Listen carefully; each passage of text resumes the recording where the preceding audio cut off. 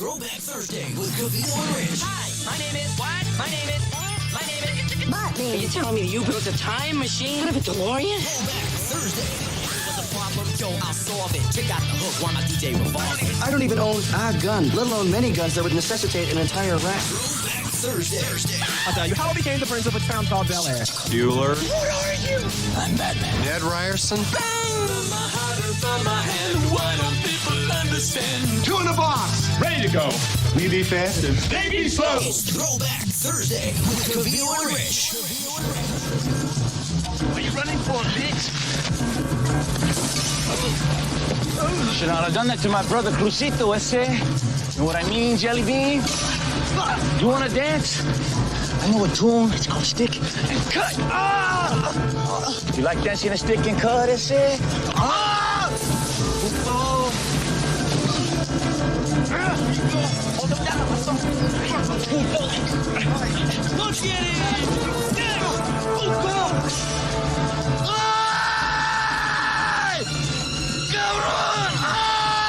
Property of Vatos Locos.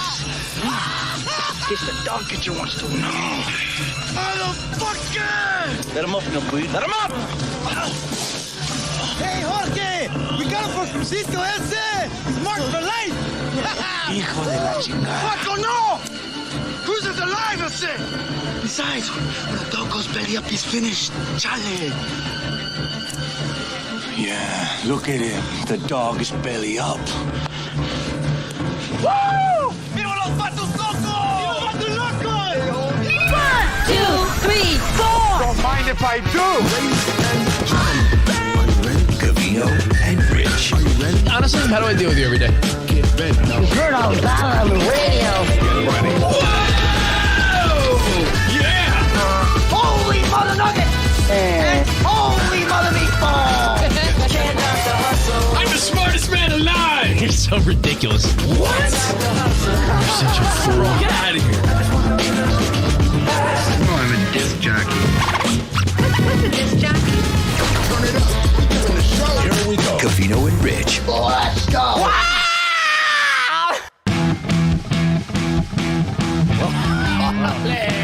Viva las Vatos Locos forever! What's up? Happy Cinco de Mayo. It's the Covino and Spot show. Thank you. Yeah, I didn't expect to be wearing a sombrero. Why not? Viva los Vatos Locos! All right, welcome to the show.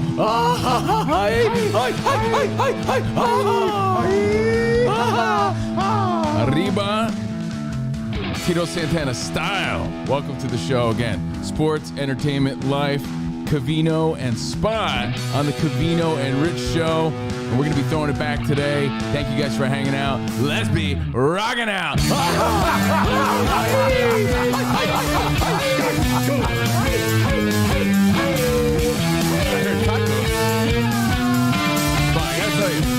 You do a good grito. The end of a grito? A grito. The end of a grito always has to kind of be a little bit sad. Yeah. Like you always have to, it's like It's so funny like because someone in your because I always picture ancestry just some died. dude singing to a woman that left him for like a more rich Mexican, and he's singing and he's doing his party grito, but he gets real sad about it. Because he's almost crying. That's it, man. I love it. Gotta put a little bit of sadness in, then you amp it up again. That's and then great. Yo, Spot, you do a good grito, bro. I feel like I used to do a better one in our early days of Covino and Rich, but I lost my pipes along the way. I think the key to doing a good grito is being a little bit pitchy.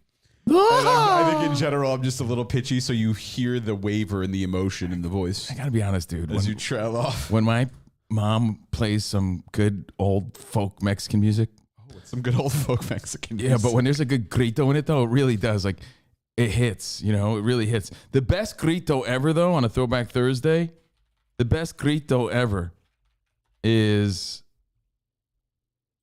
from Three Amigos. Oh, it really is. By far. It's really the best one. I'm not even kidding you. Like, yeah.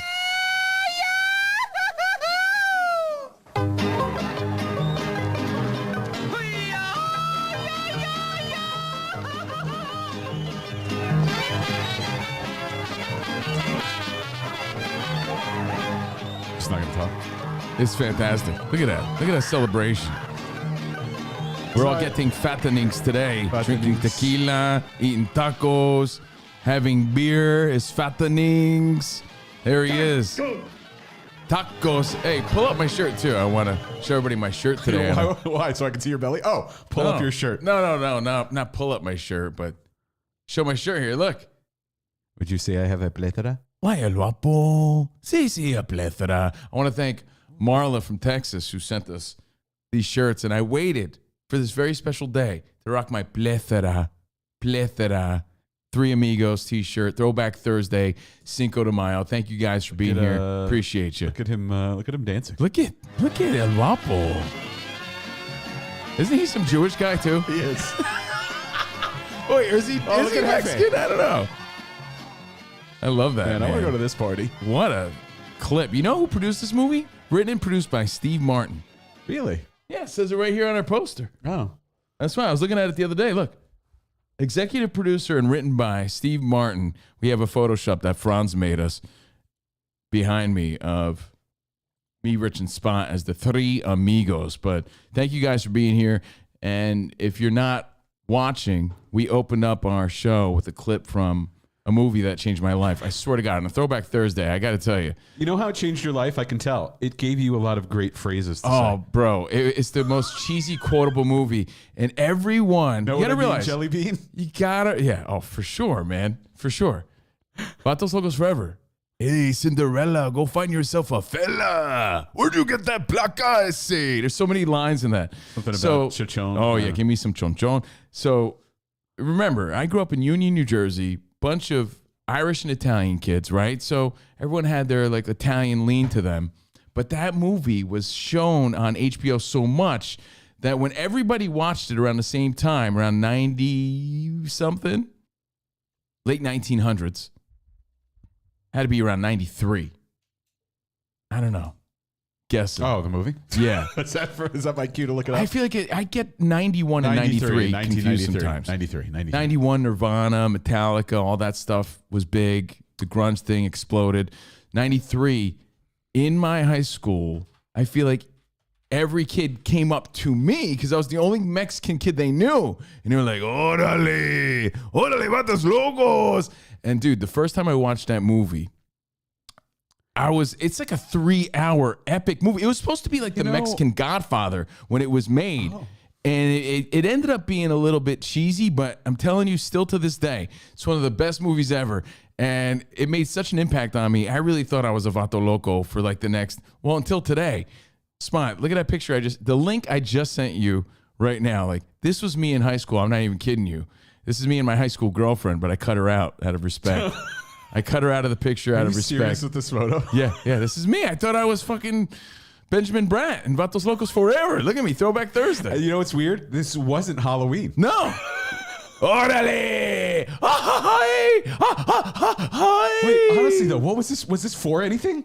No, I was just chilling. Are you serious? Yeah. No. But I mean, I did it for effect, but... No, I don't think you did. I did, but I mean, I was just chilling. It wasn't Halloween. That's my girlfriend. She looked Hispanic, but she was 100% Italian. Beautiful, beautiful girl. Anyway. So this is just you chilling on a Friday night. My point is, the movie had such an effect on me, such an impact. Like, you know how little kids watch a movie, like they watch Spider-Man, or they watch a karate movie and they're doing karate afterwards?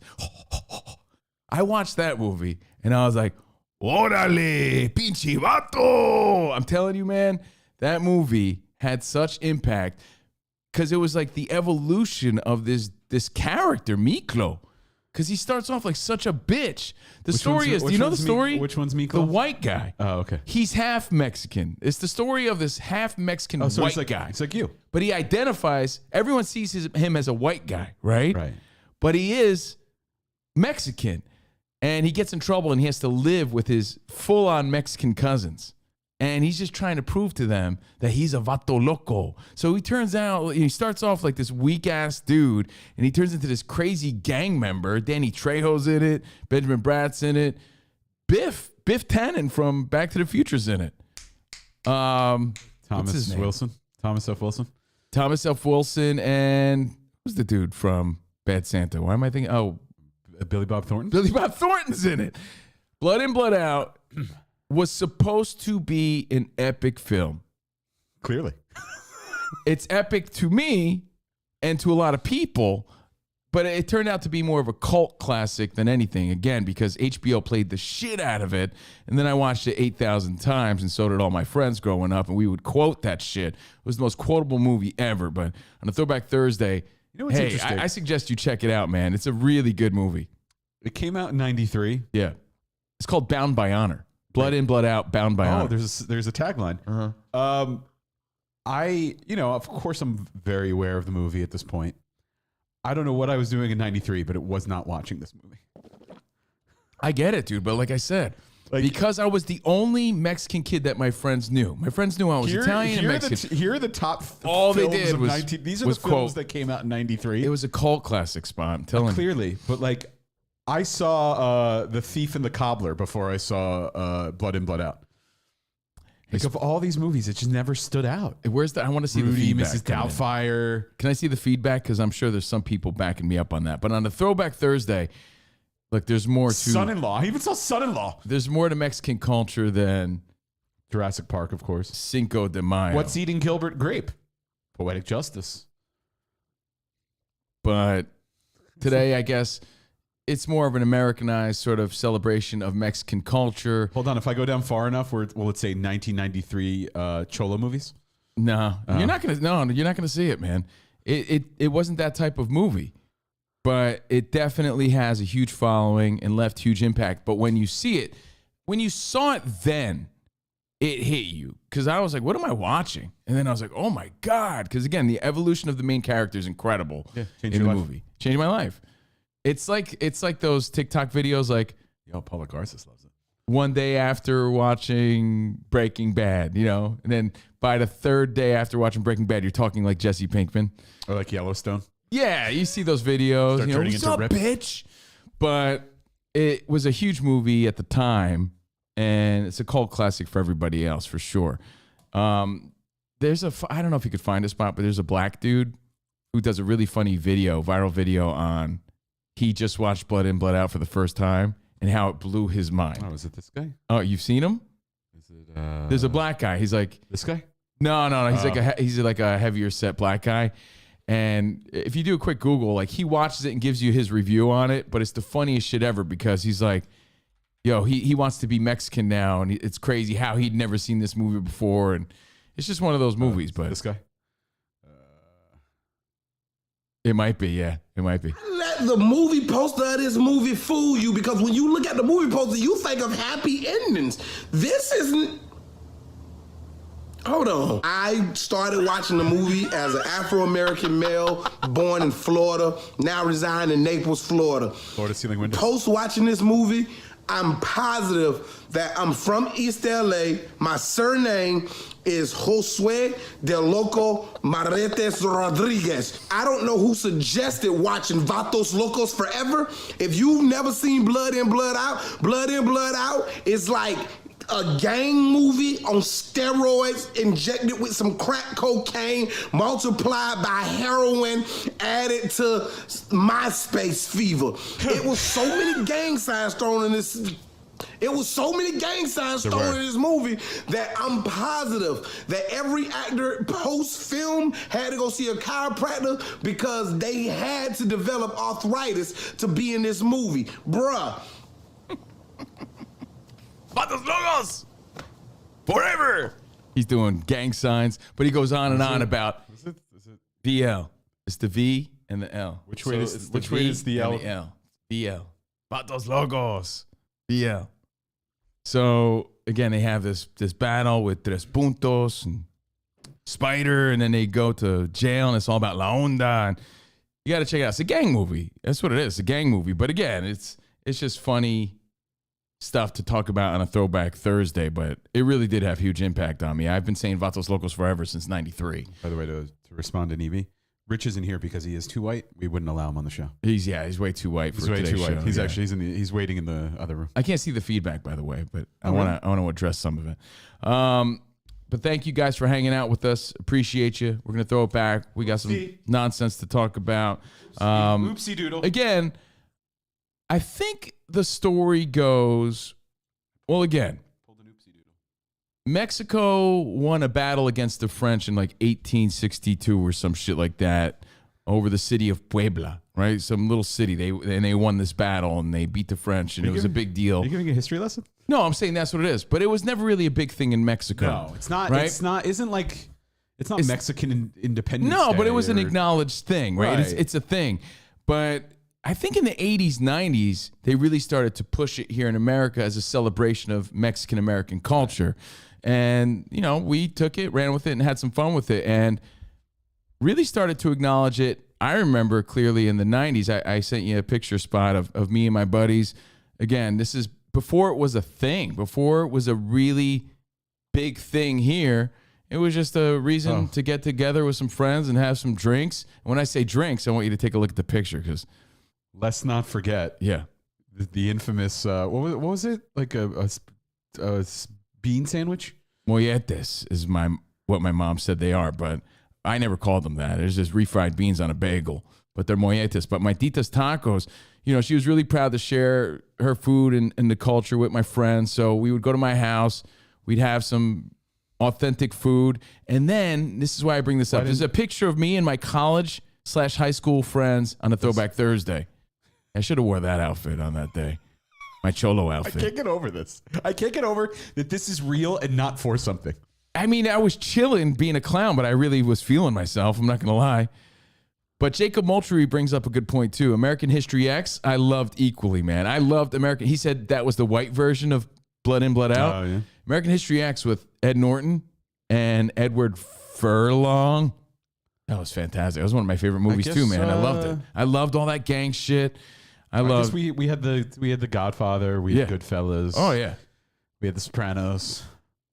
For Mexicans, I mean, when it comes to gang movies, Blood In, Blood Out for sure. We had mob movies. But it's dated.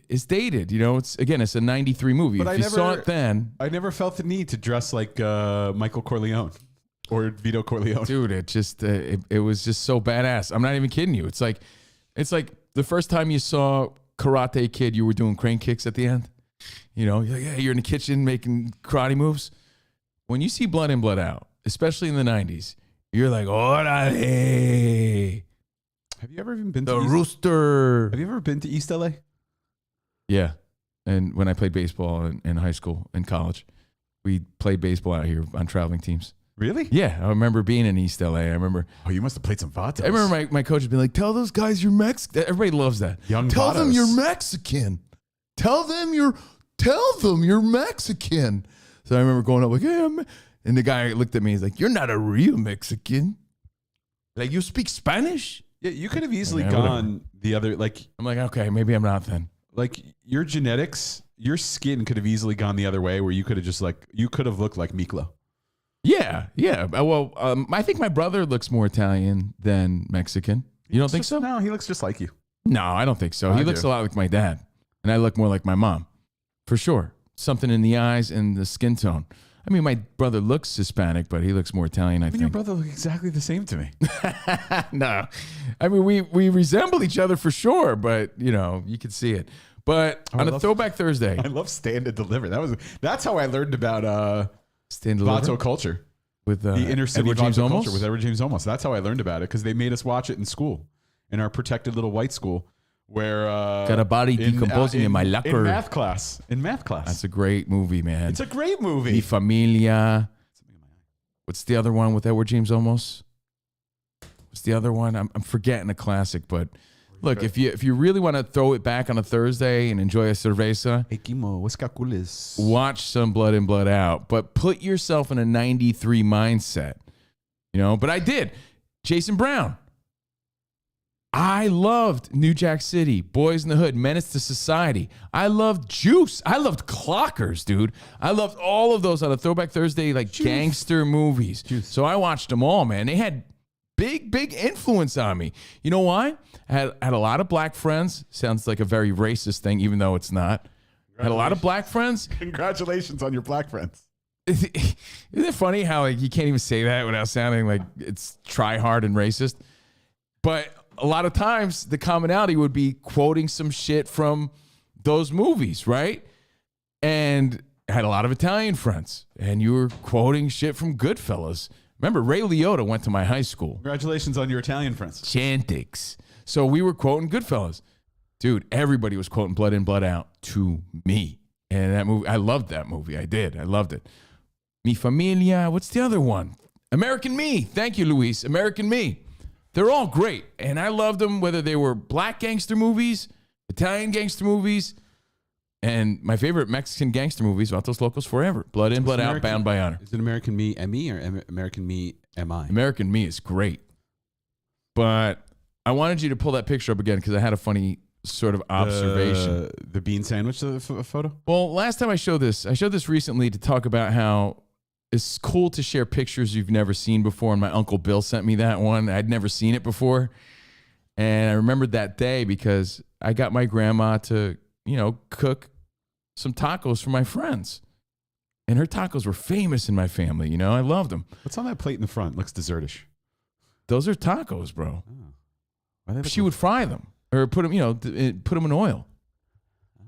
And the molletes, which is just refried beans on the bagel. But I posted that picture today on a Throwback Thursday on my social media. So please leave a comment. And I said, obviously, of course, I miss my grandmother, my tita, but man, do I miss those tacos for real. So I was more of a taco loco forever. But the reason I bring that up, pull it back up, is because I was looking at it and look what we're drinking there. I see. Is that Lipton Brisk? Little Brisk, baby. Yo, it's Brisk, baby. I see 3 cans of Lipton Brisk, 1 can of Pepsi with like the old logo. And you know what that is? Actually, 2 cans of Pepsi. But you know what that is? And a beer. This is 97, 98, right? So I'm like 20, 21 barely. I'm like 20, right? With my Yankees hat on. I'm rocking some band's t-shirt. I just can't see whose. It looks like a Margaritaville shirt because it's got 2 parrots on it. I'm wearing a tight Gucci link silver chain. Oh, it's super tight. Yeah. But my point is this. You're not wearing that today? No, this is a different one. I'm wearing a different one now. Less tacky. Same thing to me. I'm less flashy now. I'm more humbled. Did you have earrings at the time? Always. Since like junior high. Since 8th grade. They probably had hoops on. That's why. I had hoops. I'm sorry. I always wore hoops. I'm sorry, what? Yeah, bro. Vatos Locos wear hoops. Like hoops. Cholo Little hoops? Yeah. Right now I'm wearing my Onyx earrings because Rashawn said I got Like soft ring? when I Like when I stopped wearing them. Like, is that what you wear to the club? Like big hoops? I wore hoop earrings always up until. Can you clarify? Because most people think hoops bro. Little hoops are big, like big things. No like one's hoops. fucking thinking I'm wearing chola hoops. I did. Little hoops. I little did. hoops. That's what I thought. So my point is this, guys. Oh, you had a point. Okay. On a Throwback Thursday. Can I keep that? On a Cinco de Mayo. No, because my hair looks good today, I think. Let me see. Hold on. Yeah, I don't care. I really don't care either way. Looks pretty good. It's all right. No, looks pretty good. I trimmed it up myself yesterday. Gave myself a little extra fade action. But, Spotty, in this picture, if you guys aren't watching on Tier 2, it's a throwback picture of just me and my friends enjoying a Cinco de Mayo before it was really a thing. Before it was a big thing where people go out and party and have Mexican food. And again, just a reason to celebrate. But celebrate Mexican culture. The food, the drinks, the music, the fun. We were doing it, and you see we're all drinking Lipton iced teas. That's brisk, baby. That's brisk, baby. We're all drinking iced teas. You see a little Corona action in the middle. I don't know what that is. I think it's just a koozie. Where do you see Corona? It's where the flowers are. Oh, yeah. Oh, yeah. All I right. think my buddy Tom... All right, so that's And Tom was full on Irish. It looks like he was drinking a Pepsi, maybe. I don't know. How many drinks can you find in this photo? All right, The point is I this, see though. the brisk, the Pepsi. This is a beer. Is it? I don't know. Yeah. Oh no. Wait. But I'll tell you what. My parents were super cool. Parents. And I'm telling you that if we wanted to have a Corona, a Tecate, a Modelo, any type of cerveza, I don't think they would have really cared too much because they trusted me. And we were just having a nice time at their house with my grandma, kicking back, enjoying some food. But I think out of respect, I was like, no, we'll have some iced teas. That's how I would imagine it. Because we were like 20, 21. My parents weren't dumb enough to think that their college son and his college friends weren't drinking. We were drinking and smoking weed all the time, right? That's just how it was. I don't know if kids today are as respectful. What are your thoughts on that? And then I have another thought about kids today. Are kids today respecting their parents? I wouldn't curse or drink in front of my parents until I felt really comfortable enough to do so. Really, I'm dead serious. And there's a picture of me and my friends. We were totally at a borderline drinking age, and we're all drinking iced teas. I don't know how it works, but I'm trying to prepare myself mentally. Like, man, when Melody becomes of age, Melody uses loopholes. Like, she'll read texts to me and she'll slip in a curse or something. Like, yo. She's like, yeah, Dad, but I'm just quoting it. I'm like, doesn't fly.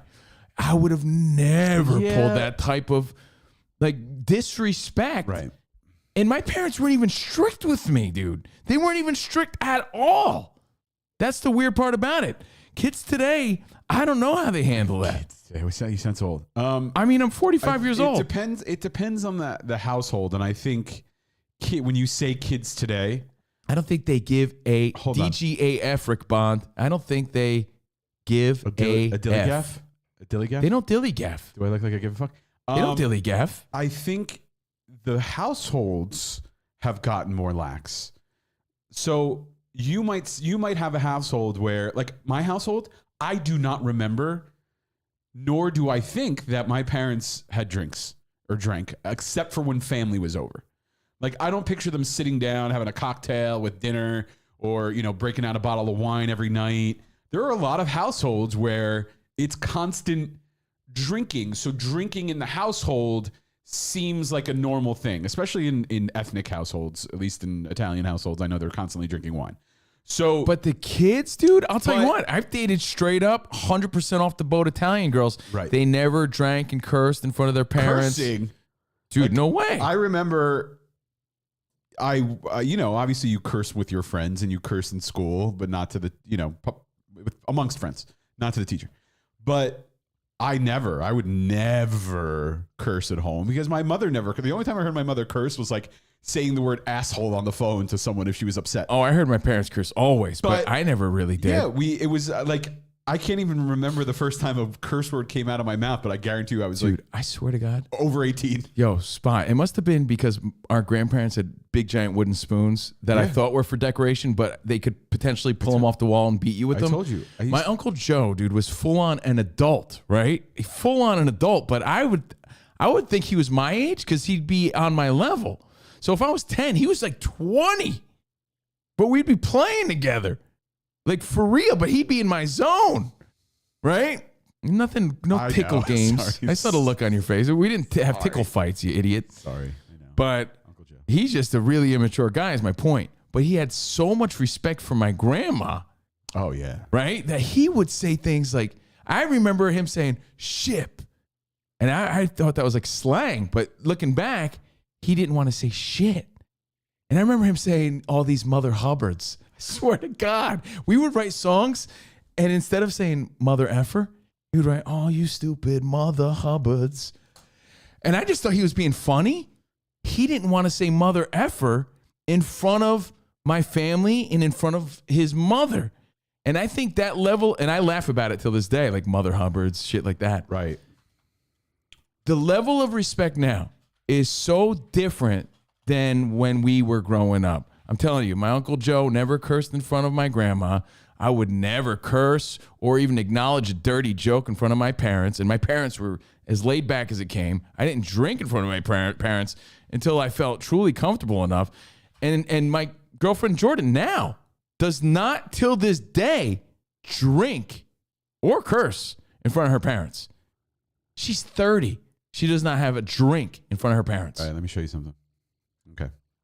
Kids today don't give a fuck. This is the exact set that my family had in the house. Okay, you see it?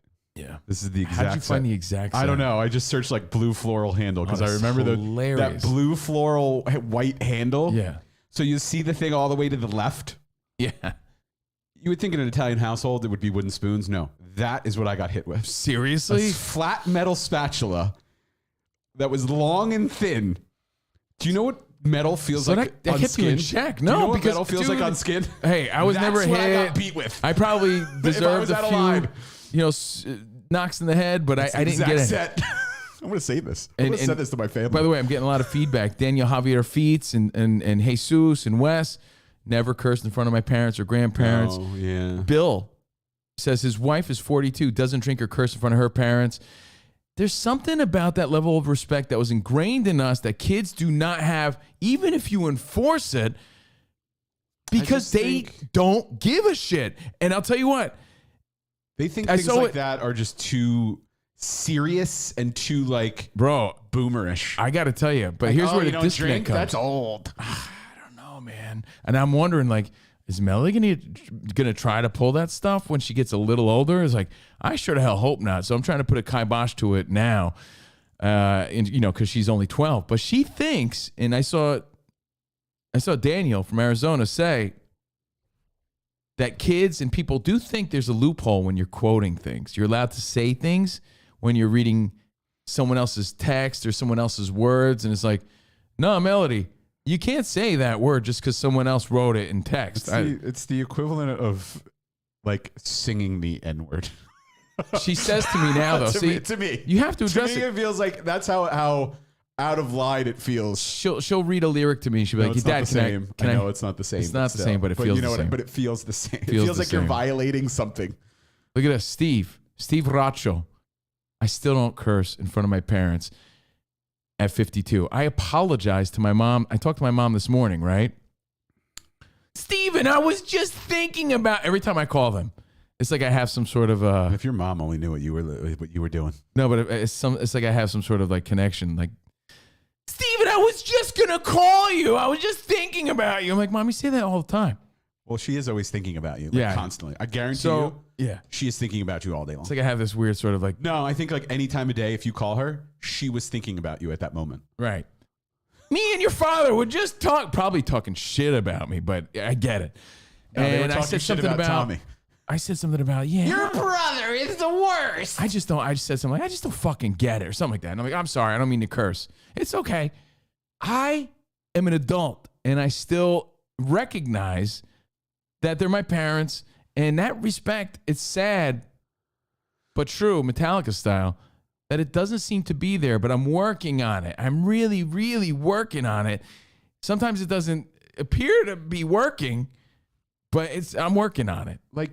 Melody will say, Dad, can I read this? And I'm like, no, but go ahead. I want to hear what she has to say. But I wonder, right? So the two of us were very strict in our households. No. But no, my parents were never strict with me. I just had respect for them because they were my parents. I feel like now I'm just a vile potty mouth. I'm dropping shit, fucks, and everything that I possibly can. Remember Jim Ramsey said we dropped 168 F-bombs in 8 minutes. Is that a result of having it bottled up for so long in our households and now we're just unleashing because we can and we're adults? I don't know. But my point is this on a Throwback Thursday. Because we had a different level of respect for adults and especially parents than our kids today do, man. I don't know if it's social media. I don't know if it's we act. You know what? You know how 40 is the new 30. We act maybe more immature than our parents did, so therefore they think they can get away with more. I mean, it's gonna lighten up every generation because, well, first of all, my grandparents didn't speak English, but any sort of out of line, it was that look you would get from the dad that would just stare and give the anger through the eyes, the anger eyes. Then it got to you, and now it's like you realize what you had, what you got, so you don't I think parents have gotten respect, a little bit more. They have a different relationship with their children. Parents today don't garner the respect because they act like they want to be their friends. They want to be friends, and we act young and immature, and we act like kids still a little bit. It's a little bit of overcorrection, I think. Yeah, because we were not terrorized, but we were so. I don't know.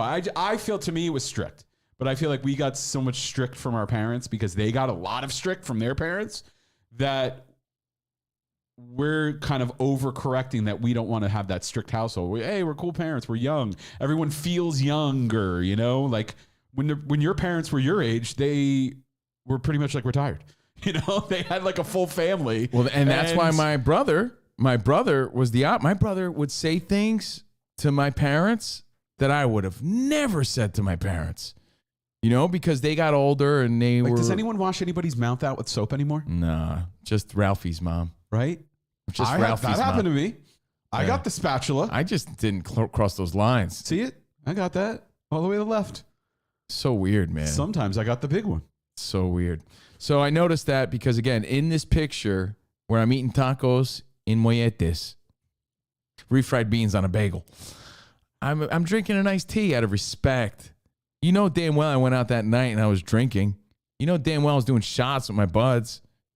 You know damn well we went out and slapped some mamitas ass cheeks after this.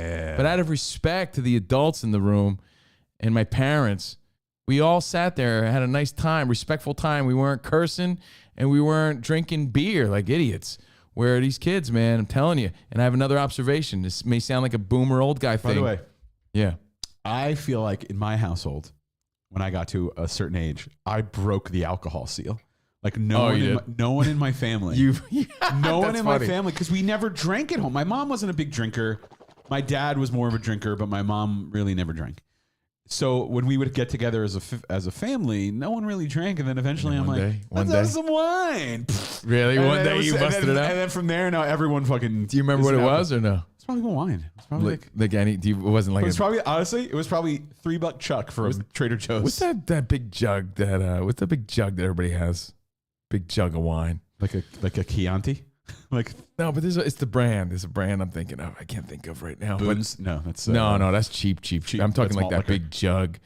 But I like big jugs. Enjoy your Cinco de Mayo, guys. Respectfully, bring some old school back. I think we've gone too far, and we need to pop everyone in the mouth. Yeah, man, I'm serious. And speaking of kids today, it's a Throwback Thursday, so I'm saving these observations for today. But I was taking a good look today. I'm a social observationalist professionally. It's what I do. And I'm driving through Woodland Hills through the neighborhood. And I've made this point before, but I got to tell you, and things are different, and that's fine. I watched these kids today. Yeah, I think it's the Rossi one. Rashawn. Yeah, I think so. Rashawn, I'm wearing my Onyx earrings today, bro. I don't want to be soft anymore, bro. Oh, yeah. So we're going to slam. The Carlo Rossi. Rossi, bro. Hang on, let me show it to you. My family always rocked the Carlo Rossi. Big, giant jug of wine.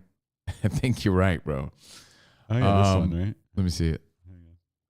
This one. Right? Yeah, that's definitely it, for sure. Paisano. Yeah, definitely. $6.99 a bottle. No wonder we always had it. I didn't know it was that cheap. That big jug is only $6.99? Yeah. No way.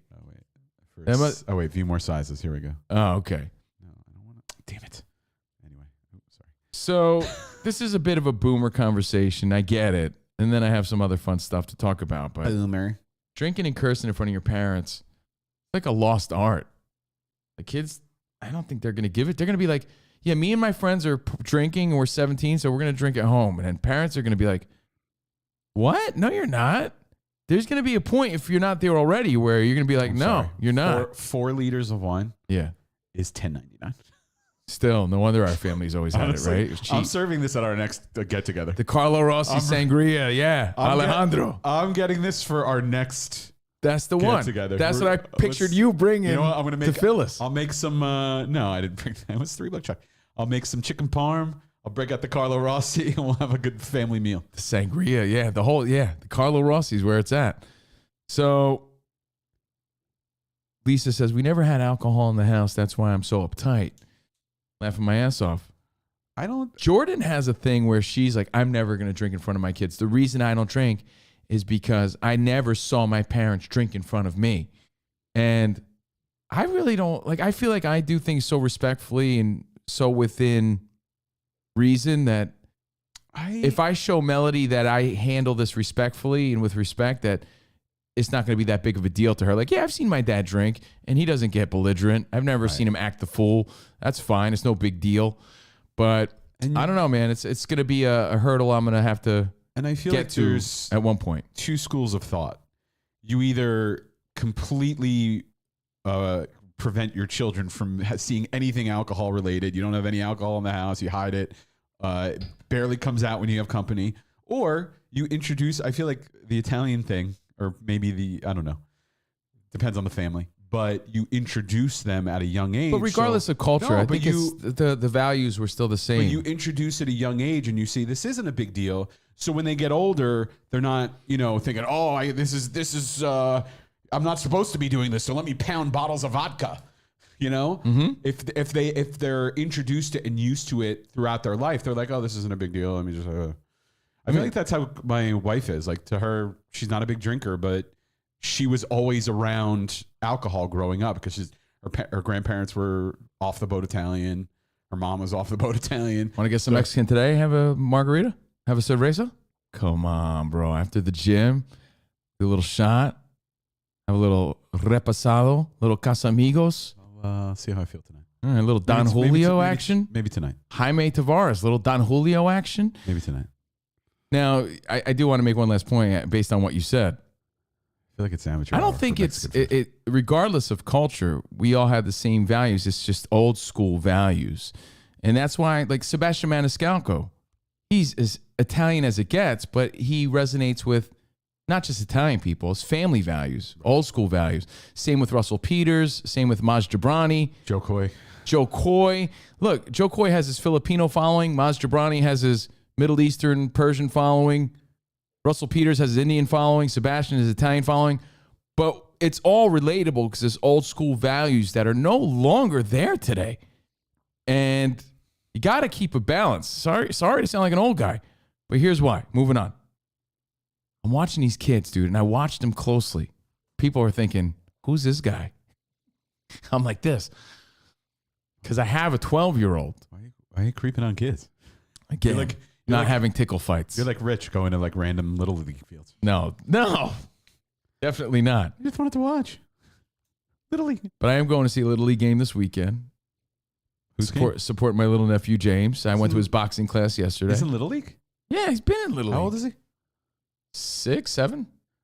Wow. Been in Little League for a while. Where's the time going? 2 seasons, I think.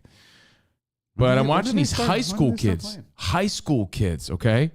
And this is just an observation. It's not a judgment. What? I gotta make this very clear because people are always like, it looks like a mid-90s fashion show. Worse, though. Worse. It is. Here's the one thing I respect about the younger weenials, right? They are very passionate about their views and values. But the real thing I respect about them is that they appreciate our music and our style. So I think there's hope. But what they do with their style, I don't know if it's a California, LA thing, and it might be because every state is a little different. Mm-hmm. California is a little different. These kids, they take our style, right? Because the 90s, 2000 look on a Throwback Thursday is very much back. When you really examine it, here in LA, I can't speak for everywhere, they look like hobos. Yeah. Like it looks like they roll out of bed and don't even comb their hair. Yeah. Like I only had one picture of me in high school on my phone. So Spot, I sent it to you. But let me tell you, the amount of pride I took to put on my chain, is it you? To put on my hair. But this is no, hold on. Dude, but you can see this is a football picture. Look at my hair, bro. This isn't, no. It wasn't hair out of place. You know what photo I'd rather see? This photo.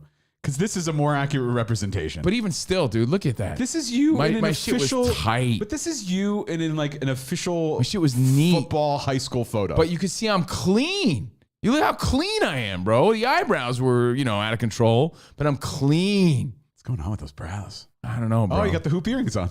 See the hoops? There you go. Zoom in on those bad boys. I don't know if I can. I was clean. The jawline was tight, and the look was clean. I love my mother, Jesus, and fat ass cheeks. That was the original Ocho Cinco, bro. The original Ocho Cinco.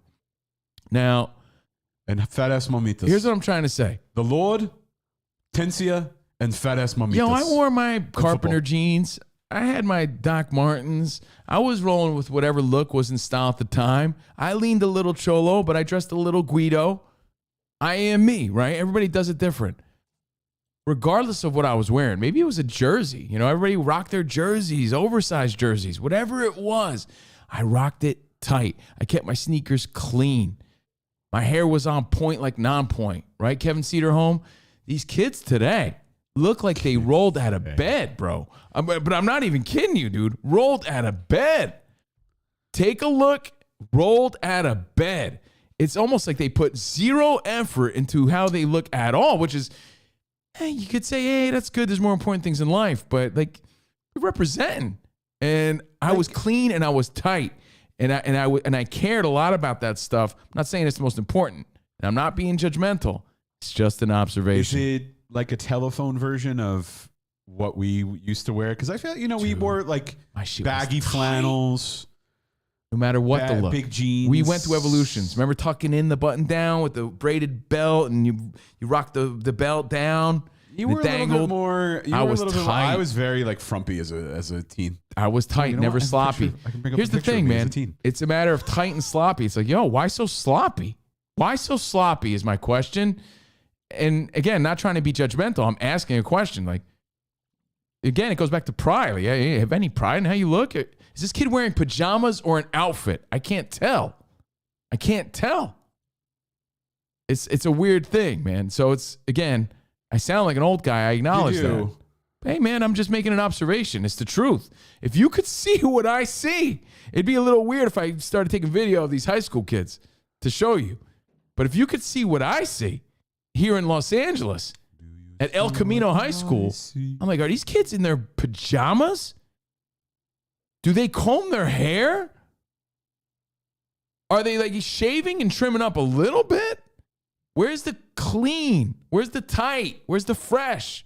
Fresh to death is how I grew up. I don't see that at all. I see the style is there. There's a resemblance of what we did, but it's like they took our style and they made it homeless. It's weird. Looked like a hobo. But okay, the end. A little sloppy. Little sloppy. We grew up in a time where we took pride and shit was tight, regardless of the style. If you were hip hop, your shit was tight. Your Wallabies were tight. They were clean. Your Biggie Smalls sweaters and your Gopaline was tight. You were chiseled like Big Papi. Now it's like the more homeless you look, the better. It's a weird thing. I'm just making an observation. So kids dressed like hobos, they have no respect. The end. Hey, no respect. Hey, my mother-in-law. Let's see. Styles change. Look how teens dressed in the 70s. I get like hippie style, things like that. Very tight, but bell-bottom-ish. Tucked in t-shirts. I get it. Turtlenecks. Phases, trends. Telling you. Like I said, no judgment. This is how it is. This is what I'm seeing. And it's been going on, but I'm noticing it more and more and more. I'm like, wow, man. Let's see if I have a photo of me from the... You know what Melody says to me too? From the mid to late 90s. Try to find one. But even in junior high, right? Hold on. Because my daughter's in middle school. She goes, yeah, that's my friend Rantham. Ronson? I'm sorry, what? Rantham. I'm sorry, what? Is that a boy or a girl? She's like, I don't know. Sorry, go on. That's my friend Ranson wears the same hoodie every day. I'm like, that's kind of weak, no? She's like, no, it's cute. I wear the same hoodie every day.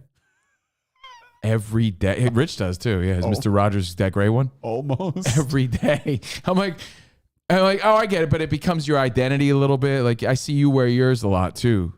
I'm like, why don't you mix it up a little bit? Like, why every day? Because they look homeless. That's why. It's a weird thing. Where I took a lot of pride in my rotation. It's just that whole thought process is old, or at least right now. So the style is back, but the thought process is different. Bam. I think I nailed it right there. All right, here's a photo of me at a dork competition.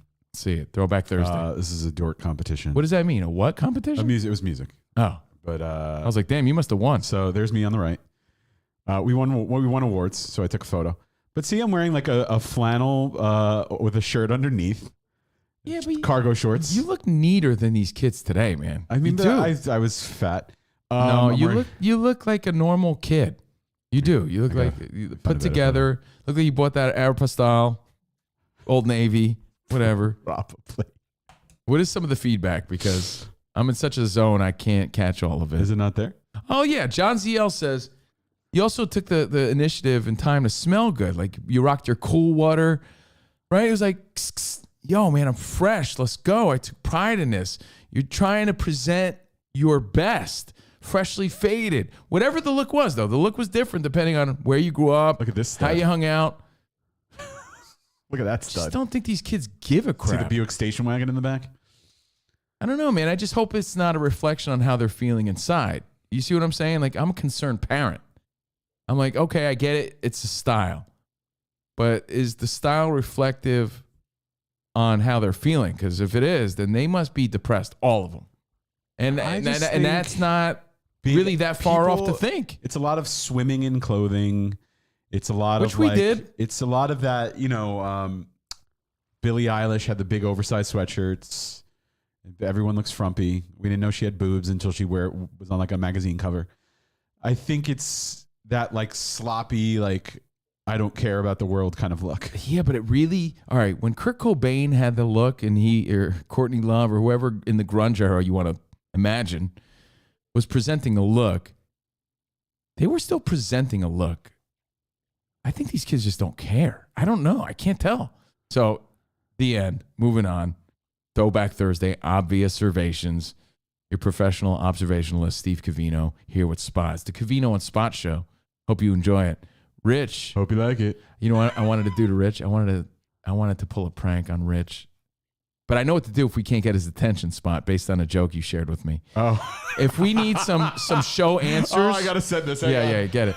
If we need some show answers, here's what I'm going to do. Because Rich is going to ignore us, right? Rich is helping his mom. Rich is doing his thing. He's helping his mom move, but he's also really going to a wrestling event this weekend.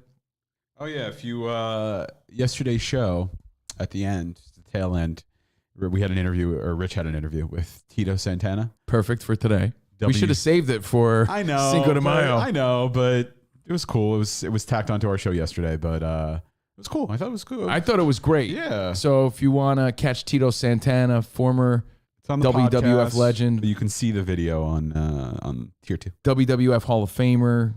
It's on our show yesterday. Rich did a great job with that, and I'm sure you got some cool perks at the convention he's going to this weekend as a result. But if you really want to get a friend's attention, you got to say something about them that's concerning. So I figured out Rich.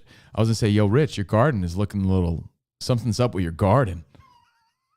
So in other words, if I said to Rich, hey, Rich, what do you think we should do about our show next week, man? What do you think? What do we have planned for Monday? He'll ignore me and Spot till he's taking a shit later and finally gets around to us. But if we say, hey, man, your garden is looking a little shabby today. I don't know, man. Tell Sarah.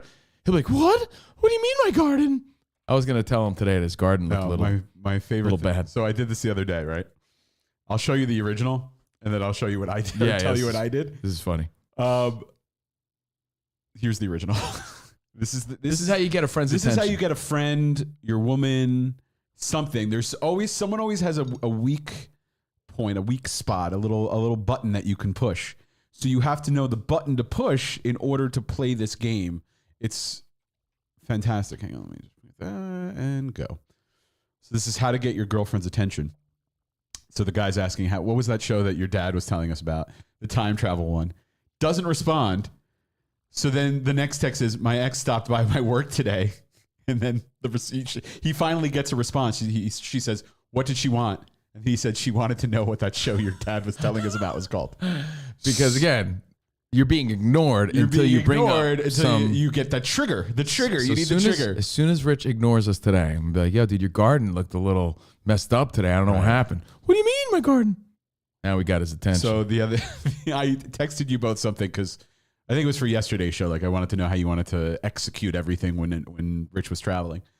I sent a text, didn't get a response. And I'm like sitting there, I'm waiting. I'm like, oh, perfect timing. So then I said, oh, by the way, just had a conversation with our boss from Fox Sports. Right away, Covino response. About what? You're like, what was the conversation about? It was like, oh, he wants to know what we're going to do on tomorrow's show. And I was like, what?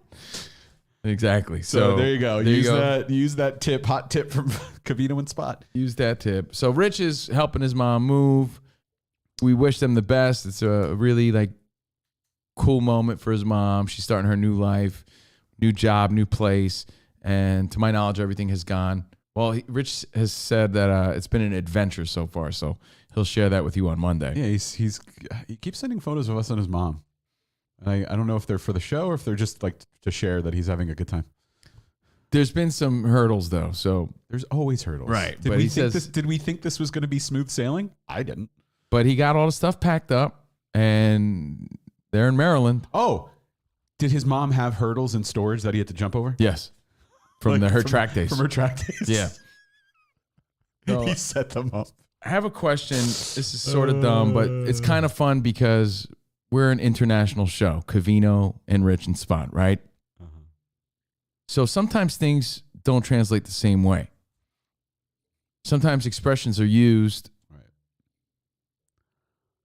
like scoff and scarf. Like a beanie is a toque in Canada. Soda and pop. You know what I'm talking about. But that goes with expressions, right? So my sister told me a weird story. I was at her son's boxing class yesterday. Just to let the kids know that people care about them. That's all. Sweet. You know? Right. Nice. That's really it. Hey, I want you to know your uncle cares about you. He gets all excited. Hey, Uncle Steve. And he's doing his boxing class. I think it's awesome, by the way, to see these little kids boxing at such a young age. No, I think it's no matter what, they're going to have a different sense of confidence as they get older. I think it's really great. Has he been able to catch the chicken yet? They haven't done that yet. Oh, that's like advanced. No, they haven't done that yet. How many eggs does he eat? Raw eggs does he eat every morning? I got to show him Rocky. You're right. You got to show him some Rocky. Yeah, absolutely. Yeah, like 3 eggs a day more. I don't know how many do you have in that glass? 3? I forget. How many eggs do you look at you wake up in the morning, I got like 3 eggs. Eat them raw, you know? So I see that my sister's a little shaken a little bit. She's like, I think this woman was about to beat me up. I was like, what do you mean this woman was about to beat you up? And if my parents are watching or listening, relax. It's not that big of a deal. What do you mean they were going to beat up my Aunt Gracie? So I'm there with my sister, and she's telling me this story. She said that, she's in mom mode. She's like 100%. My sister Grace, dude, is like all out mom mode. Like she wears the little league mom. She's like way involved. It's great to see. Hang on. We gotta count. Ready? Oh, okay. How many eggs does Rocky on a Throwback Thursday? Eggs. My eggs. I gotta get my breakfast. All right, ready? 1. 1 egg. One I think 3. egg. I think 3. No, I don't think there's more. All right. Get the morning started with 2 eggs. 2 eggs. I mean, the one-handed crack is not very easy. Absolutely. It's a 3rd egg. 3 eggs. Now I'm gonna mix them. Nope. All right. 4 eggs. Wait. No. 5 eggs. 5 eggs, yeah. I think he goes for an even 6. Half a dozen. Oh, no, 5 eggs. 5? That's a trivia question that most people are not going to know. Yeah, by the way, man, that's absolutely. Then I feed Cuff and Link, and then I begin my jog, you know? Do you think they made like fake eggs, or do you think he actually drank the eggs? Because imagine if he fucked up that scene, would he have to keep drinking eggs? I think what's crazy about the original Rocky is that his turtles, Cuff and Link, are still alive, and he still has them. I know you love that. That is insane. The turtles in the movie, he still has. Cuff and Link. So my sister looks a little shaken. I'm at the boxing class. She's like, I think this woman like got in my face, and she was about to beat me up. I was like, what? Why? You? Why? And she said that she was in her mom's zone, and she was, carrying mom bags and with 2 kids and a dog, and she was going into the house, and she left the keys in the door, right? And she has a neighbor who's this big brother man. And he's like, hey, you left your keys in the door, right? She's like, hey, thank you. And then the guy, I think he hands her the keys or something. I'm not sure how the story goes. But my sister then innocently says, all these kids, I have my head up my ass. Right? Seems like a normal thing to say. It's the Covino way. My sister's then in the laundry room, because that's the scene. She's in the laundry room, right? Putting her quarters in the thing. She's like, in my next house, I have to have my own laundry. I'm like, yeah, you deserve it. It's a game changer. Yeah, you deserve it. Like we got an apartment with laundry in it. Like Kristen used to love going to the laundromat. Well, no, she's not at the laundry mat. I know there's a She's laundry room. in the laundry room. And we used to have a laundry room, but she loved going to the laundromat. No, that's weak sauce, bro. I'm sorry. It's so weak. It is the weakest. Having it on standby would never go back. You remember, I lived with my sister for about 1.5 years in a really special time in my life. And that shit was for the birds. I was like, this is some weak shit. Oh, you used to have to use a laundry room? What do you fucking think? Why don't you go to Rich's or something? Out of here, bro. So... That's sad. Yeah, it was the weakest. I'm like looking for quarters. I'd have to go to Gelson's just to get quarters. I'd be taking Chris's quarters. I'd be scrounging for quarters. Hey, we got a quarter? Asking a hobo down the street because I need a quarter to do my laundry. Gelson's is the wealthy store. You went to the wealthy store. It was the weakest, dude. It was the weakest. Hey, got any quarters? So when my sister's telling me, she's like, yeah, I'm so sick of doing laundry and I got to get a place where I'm like, yeah, you deserve it. Especially with these kids you got, you deserve it. Yeah, you're constantly doing laundry when you have kids. Yeah, I'm like, I can't wait till you are out of that scene. But she has a nice apartment. It's just, that's how the place is set up. It's not a nice apartment if it doesn't have laundry. That's what I'm saying, bro. But it is a nice apartment. It's big for around here. Is it big enough Remember, to I fit lived there. Your washer and dryer? It is big enough to fit a washer and dryer. It just doesn't have one. Exactly. So she's in the community vicinity. What's the name of the one from Karate Kid? What's it called? 7 C's. She's in, her. It's like a very 7 C's Reseda type of apartment complex, and she's in the laundry room, and she sees Brother Man's wife. Oh, right. Brother Man's wife was mean mugging her, giving her the side eye, and my sister's like, oh, she said something to her like, hey, good to see you. And the woman ignored her, looked at her and ignored her. And she's like, that's weird, right? So she's like, oh, yeah. She's like, I was just talking to your husband. He helped me out. I left my keys in the door. She's like, yeah. And apparently it's like this big white lady. Just painting the picture. Doesn't matter.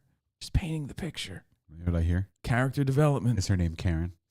Karen, like, sort of got, like, because my sister's really little and brown. She's big, like, one of those fat ass, big women. Your sister's little and brown. Yeah. She got my sister's face and she said, yeah, and you said something about your ass, didn't you? My sister's like, what? So what? My sister was so taken back. She was like, yo, this woman's going to throw down. Like, she got in her face and was stepping toward her, pushing my sister back, like, yeah, and you said something about your ass, didn't you?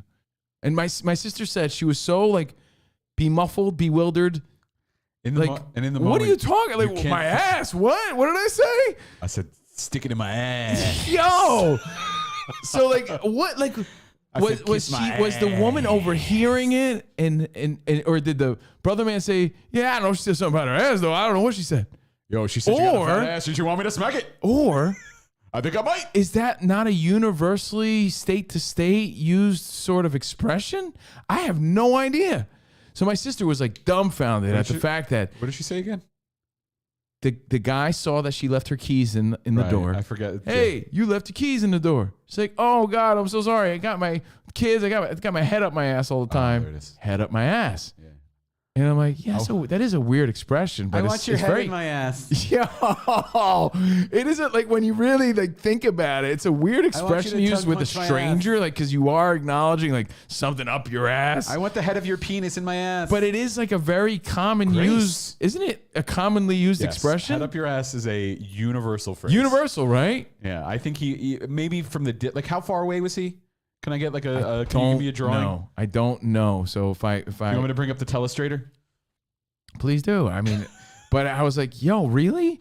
So she had to explain to this woman in like, wait, ho, get out of my face, lady. But she said she felt like that nervous urge of like, yo, something's about to go down right now in the laundry room. I'm like, wow, man, that's weird. That's a weird story you just told me. I don't even know what to make of it. Here's Grace going into her... Right, into her house. Into her house. Right, she's little. All right, and then... Big black guy. All right, so here's the door, right? Yeah, here's the door. All right. Keys are in the door. Keys are in the door. Yeah. So how far away was he? Were they in the same hallway? So let's say this is the hallway, right? I mean, all right. I don't know. Was he like, so, and then like, say this is the neighbor, And then this is the 3 doors. Yeah, but she'd be on the other side of the door then, because she's already in the house. So she was walking. So you got to say that's the black guy. So she would be on the other side of the door. Was he here? Was he here? Was he like down here? I think he gave her the keys. Honestly, the way I understood the story was like he was walking by, saw the keys in the door. He had the eye. He's like, oh, so he was walking by. All right. So he was walking by. So he was like, "Yo, he was walking by." Neighbor. So this is the guy. Yeah, and she's inside. Yeah, right here. yeah. Right. Yeah, she's little. All right. So he's like, "Hey, got your keys. Got your keys." And she's like, ass. Yeah. All anyone heard was up my ass. That's all anyone heard. He probably was like, she said something about sticking up her ass. He's probably trying to get his overweight wife jealous. Like, I don't know, but she said something about sticking up her ass. She's like, she said what? Or maybe she overheard. Either way, the only thing that was heard in this conversation was up my ass. Yeah. And he probably was like, oh, I don't know if he misunderstood, the wife misunderstood. I don't know where the translation got lost, but all she was saying was, I'm a mom with all these bags and a dog, and I'm heads up my ass. All he heard, or she heard, I don't know, again, I don't know who misheard. So did she clarify? So this woman was stepping. When I say stepping, she was stepping at my sister. Yo, why you stepping? And she's like, what the my sister said she had no idea what she was talking about. And then she's like, oh, it's like it clicked in. She's like, no. Wait, hold on. I said I had my head up my ass. And then like the woman still was like, she backed off, but still like mean mugged her.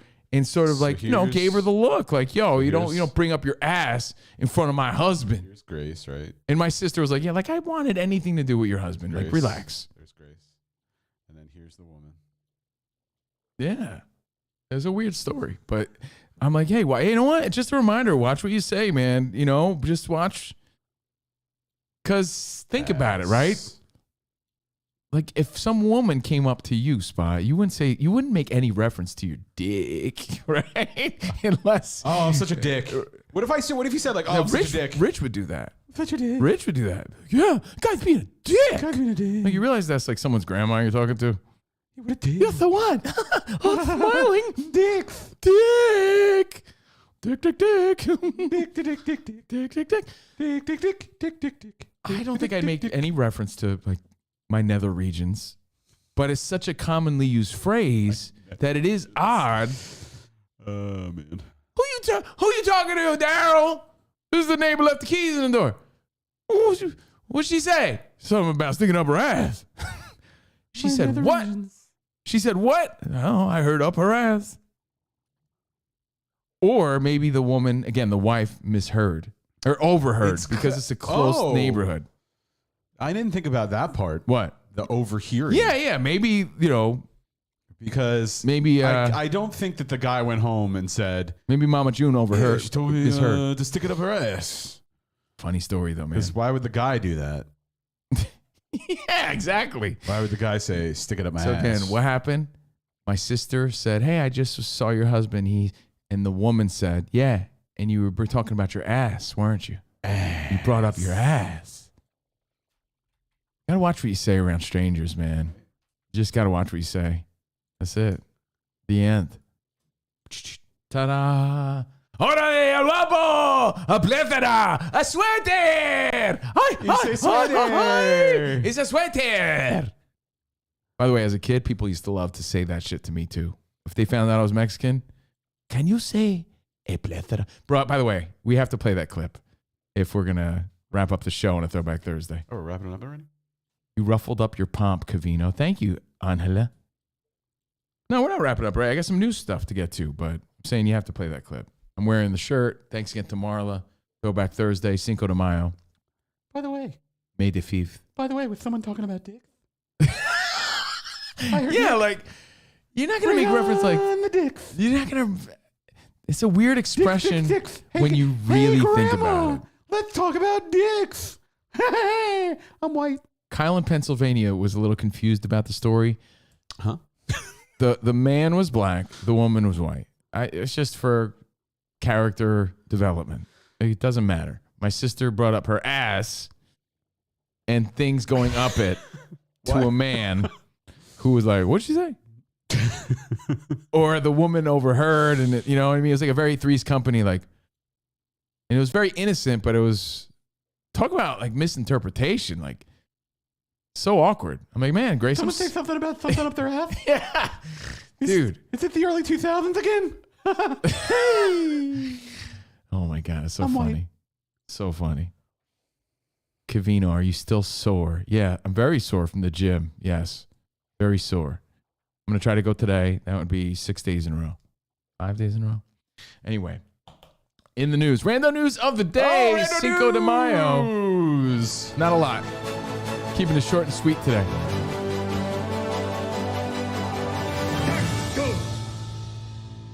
Taco. So I just Tacos Locals forever. It's not a Taco Tuesday, so I just have to go. Rando news again. If you missed our interview, Rich's interview, because he's going to that wrestling con, that wrestling convention in Jersey, we had Tito Santana, El Matador, Strike Force, Tito Santana, Arriba, legendary Hall of Fame wrestler on our show yesterday. If you missed it, catch it.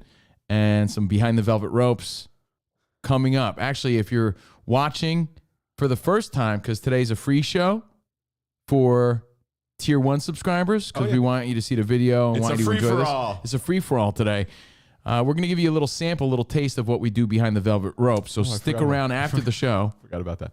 Are we airing that, like streaming that live, or are we just going to like just transition into that other video? Click right into it. I'll introduce it.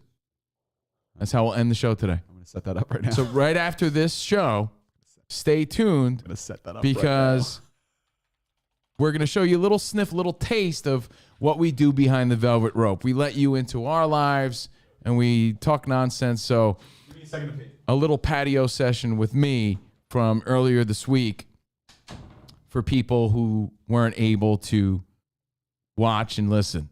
We'll do that right after this show today. All right, so Behind the Velvet Rope coming up right after this show. In the rando news of the day, as Spot, damn Spot, that's a nice stream you got.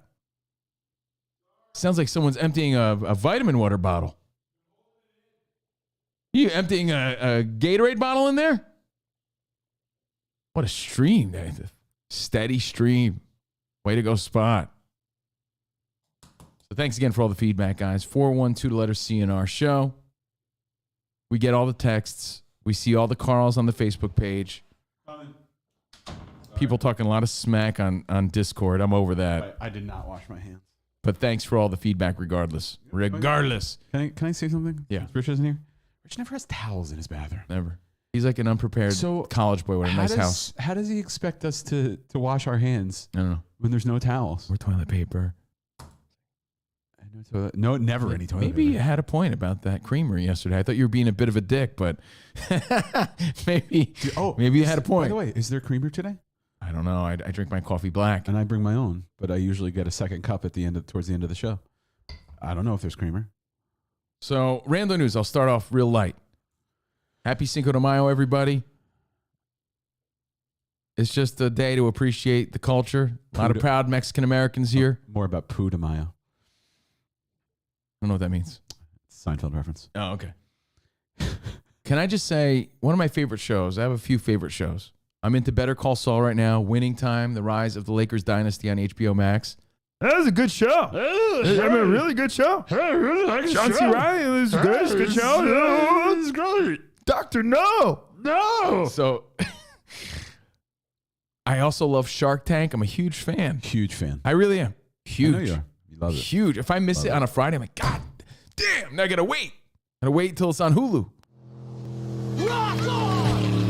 I'm gonna watch, what's the name of that movie? I told Melody to check it out.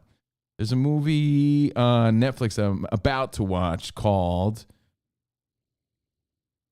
Metal Lords. Metal Lords? It looks like a teen movie, but it looks fun. About these nerds who start a metal band. I saw that. But I heard it's really good. I don't know if it's appropriate for my daughter. Of course, she ignored me, so now I know a trick. What could I say, Spot? Next time she ignores me. Hey, Melody. There's a cool movie on Netflix called Metal Lords. Maybe you want to watch it? She ignores me. What can I say? something. By the way, I think the Wi-Fi is going to go out for the next month. Yeah, there it is. What do you mean? Yeah, Metal Lords. Do you want to watch it? Yeah, before the Wi-Fi goes out, you want to watch Metal Lords? Yeah. What do you mean the Wi-Fi is going down, Dad? Another show I can't tell you enough about because I love it is Celebrity IOU on HGTV. Property Brothers, I used to think they were the biggest weenies, the biggest dorks, but people could change and you could change your opinions. I was wrong about these guys. I love them. I think they're great. I saw them. They look like total Rich Davis people. They posted a photo with Snoop Dogg. Dude, it was so good. It was so good. That's what I'm here to say. I saw 2 yesterday that were so good that when you're done with Blood In, Blood Out, I suggest you watch it. Hey. Dude, they did an episode with Snoop Dogg, and they did an episode with Howie Mandel, and I'm just throwing it out there. I'm a huge Howie Mandel fan. Also, check out the show Bullshit on Netflix. I think it's kind of entertaining. Who did Snoop surprise? All right. There's a guy called the Snoop Commish. Surprise. Do you really want to know? You really want to know? I do. Celebrity IOU is about... Is it giving it away? No. Celebrity IOU is a show about... There's a celebrity who has an important friend in their life, who had a huge impact on their life, and they want to give back to that friend or person in their community with the help of the Property Brothers. Like, hey, I'm a celebrity, and this person's always been there in my life. Let's redo their house. Let's fix up their shit, because they deserve it, because they've been there for me. Celebrity IOU. So Snoop Dogg, with the Property Brothers, talks about this guy from Compton that he met. He was already a celebrity, but he met years and years ago, called the Commish. Commish is some dude who his whole purpose was to change the lives of all these inner city Compton kids and groom them and be a father figure and be there for them as a coach. And this guy, Snoop, saw how put together this guy's team was and how tight this guy's boys were. As Snoop said, I want you to run my Snoop football league. You know how Snoop has his football? Oh, yeah. And together, they've put like 12 guys into the NFL, man. Oh, wow. Yeah, but he said this dude has such impact on the community and has been such a force in Snoop's life and everyone's life there that he wanted to give back. And the Property Brothers turned this dude's backyard into like some Vegas type shit in Compton. But anyway, check it out because it's not appointment watching. No one else is really talking about it. Celebrity IOU with Snoop was great, and Celebrity IOU with Howie Mandel was great. Howie, yeah. And Howie, I'm telling you, he's one of my favorite dudes. Am I crazy to think he's one of the most likable dudes? I love Faith Ford. He's very like. I don't know if I like him a lot. Or I just like him because he reminds me of my Uncle Mario. Maybe. I mean, he's obviously a little weird, a little eccentric. Nah, he's great, dude. But I think, no, he seems like a really nice guy. And to wrap up your appointment watching, he hosts another show on Netflix called Bullshit. It's pretty good. It's entertaining. Have you seen it? It looks like Who Wants to Be a Millionaire combined with like To Tell the Truth. He's an incredible host, incredibly funny guy, and that episode with the Property Brothers, incredibly entertaining. So. Props to Snoop, props to Howie Mandel, props to that show and the Property Brothers. I'm a big fan. Check it out if you're bored. Did they really paint his head? Yeah, dude. They paint Howie Mandel's head in the episode. We paint by numbers. This is a beautiful modern color. I painted. I'm colorblind, and I've never painted. You know what? I Is he kind of really like colorblind? that look, that kind of dark, manly look. Whoa. Oh, Yes. This looks way better than I thought you guys were going to do, Then the creamy actually. peach. Wow. People may not remember this, but when I was young, my hair was all black. Oh, was it? Hold wow. on. Yeah. I can't quite picture that, but let me just. I can't believe they did that to him. Oh yeah, that's. You know, I take out my glasses. yeah. It looks like Mola Ram. Looks like That looks really Mola Ram. How did he survive that? I don't know. Doesn't he? How did he deal with that mentally? You know what it is, guys? Here's the thing about that show, Celebrity IOU. I know it's all entertainment, but you really see the heart of some of these celebrities, like outside of their celebrity. At least that's what they're trying to convey, and I believe it. Like I'm seeing Howie Mandel, and I'm like, he's a good dude. I'm seeing Snoop Dogg, and I'm like, man, he's a good dude. You know, and you see Michael Bublé, like you see a lot of cool moments with the real. It's more of a real side of these celebrities. Check it out. I love it. I'm entertained by it. You know, doesn't matter all the shit they've done in their life. They've mellowed out. Yeah. Hey, speaking of celebrities, Amber Heard's turd testifies today. Oh, she's on the stand today? She's on the stand today. Again, to my knowledge, Andrew Sims is like, he did look like Mola Ram. Mola Ram, Kalima from Indiana Jones, Temple of Doom. So Amber Heard testifies, Rage Against the Machine style. Is that must-watch TV? Is the internet going to explode later today with tons of memes and TikToks and footage? It all depends on the questions she's at. Is it something's going to happen? The defense or the prosecution that's examining her today? I don't know, but I did see. Or is there cross-examination? Again, here's the problem with the internet today. Court. And this is why you always have to keep that in mind. You don't know what's real and what's fake. But a text message convo of her and Johnny Depp surfaced. It sounded real. Did you see it or no? No. She was just saying how her lawyers suck. She wishes that if it was real, I don't know, it could be fake. Use your own judgment. Is it the one where there was nothing really salacious in it? Is it the one where Johnny Depp is trying to find out the show that her dad recommended? No. But it was like, my lawyers suck. I wish I had your lawyers. And he's like, beat it. Stop texting me. Her lawyers suck. Yeah, I think it was a real conversation. It really, honestly, it really is like. Yeah, it's like a circus. It's like ridiculous. It is like that scene out of My Cousin Vinny. It's a joke. It's a joke. The questions they're asking. And I know a lot goes on in a court case. There's a lot of talking, a lot of room for error, lots of objections. But like that guy objecting to his own question, the muffin line of questioning, even though Rich played the clip and it was horrible. It just seems like there's so many moments where you're rolling your eyes and you're like, is this real?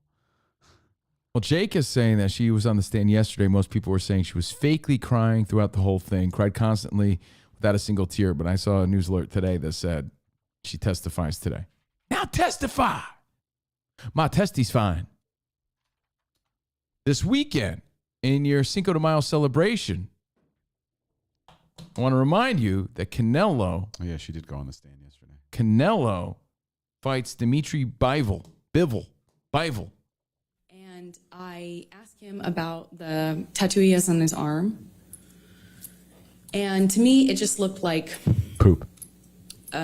Black marks. I didn't know what it said. It just looked like muddled, faded tattoo that was hard to read. There's nothing here. I'm just playing. I said, what does it say? And he said it says wino. It says wino. And I didn't see that. I thought he was joking. Because it didn't look like it said that at all. And I laughed. Okay. Amber. Oh, there's a blues. I want to see her cry. Well, I'm sure we're going to see more today. Watch it on your own time. Oh, Jen Brown says she's on right now. So later today. Maybe there's like a cross-examiner. Or maybe there's a lot. Obviously, she's a main part of this trial. Yeah. So it might go over several days. I'm sure we're going to see a lot of like feedback and footage later today. So get prepared for that. Before I get to Canelo, Kim and Ray J are in the news. You're right, Chris Frey. Thanks for that one. I'll make it quick. No need to pull it up. But in a recent episode of The Kardashians. How can you say Kim and Ray J and not expect me to pull it up? Kim was saying, I hope there's no other footage of that original sex tape. That's the whole theme of the Ray J's team, Ray J's management is threatening a new sex tape. I don't think there's one out there, but what if there is? What if I was sleeping and he put a dildo in my ass? Remember that? And she was joking. But Ray J said, enough's enough. I kept quiet. That comment and all this like conversation about me makes me look bad, even if it's a joke. So wait a second. You're sleeping and you're insinuating that I put a dildo in your ass while you were sleeping? Like that makes me look bad, and I've been quiet long enough. So Ray J, for the first time publicly, came out and said that the whole thing was set up by, basically admitted to everything that everybody speculated and knew already, that the whole thing was orchestrated by Kris Jenner, Kim's mom. Oh, meaning like the original release? The original release. And he came out and admitted that, and he said, and he always kept his mouth quiet because it was good publicity for him. It was money was coming in, and just kept quiet about it. He didn't care. He was having sex with Kim Kardashian. And now that he feels like his name is being dragged back into the mud a little bit, he's like, yeah, fuck that. This whole thing was orchestrated from the start. And that's the facts. That's the truth. The end. So, again, what we all speculated anyway, he's saying is fact. I mean, it makes sense. Like, just the whole fact that they're trying to rehash the storyline. Yeah, it was never leaked. It was totally just based a publicity on an stunt. ad that she saw on Roblox. Yeah. He said that. You know what he said? He said that, no, but even the original sex tape. It's coming back into light because of the current Right. season. That whole thing was a setup. Either way, he said they made a sex tape. Kim, he never had a copy of it. He said he never had it at all, never had access to it. She kept it in a Nike box under her bed, and that her mom said, "Release it, and we're gonna make a story out of this and make you famous." Whole thing was orchestrated, as speculated. He says he's never been in possession of any copies. Yep. He's been fuming over the fact Kardashians have made it seem like of late he had more footage and that was on the verge of releasing it. So he's gotten to the point where he's like, "Oh, enough's enough," and maybe it does affect his life. I don't know. And apparently he gave Kanye West a hard drive with stuff between him and Kim, but there was nothing explicit. So maybe there's like photos of the two. Who knows? Kanye is probably just obsessive and wants more photos of her. I mentioned Canelo. Be bolder. Be bolder.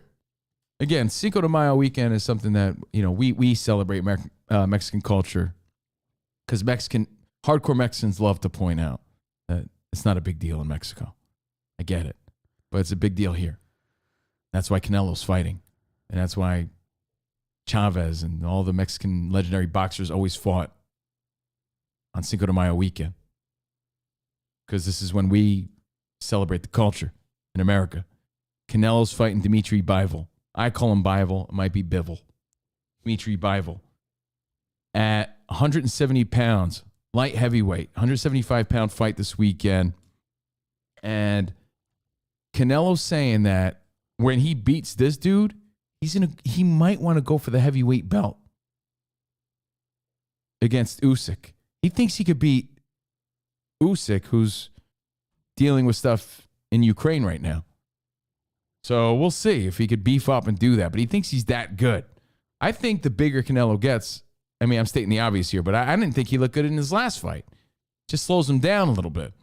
And then Canelo, just, in Mexican news, he says that he's a two-sport athlete now. Does he play badminton? Kind of like he's the Bo Jackson of today. No, he's saying because he takes his golf game that serious. And so many athletes do. Steph Curry and so many do. But he's saying he takes it so serious that after boxing, he might actually try to pursue a career in golf.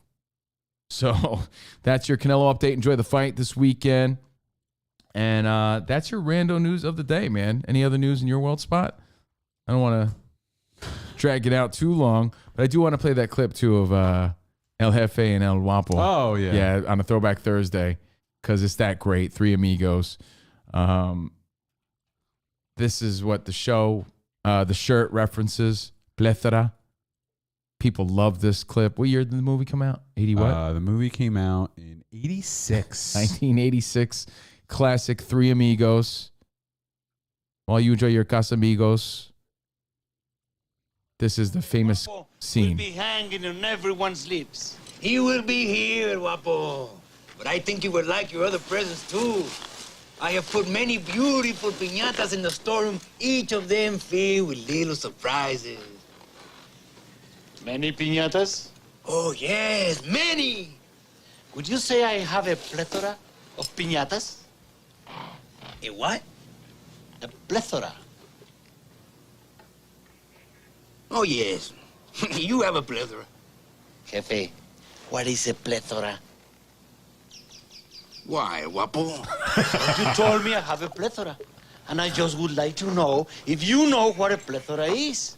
I would not like to think that a person would tell someone he has a plethora and find out that that person has no idea what it means to have a plethora. Forgive me, Guapo. I know that I, Jefe, do not have your superior intellect and education. But could it be that once again, you are angry at something else and are looking to take it out on me? There it Like is. what, Jefe?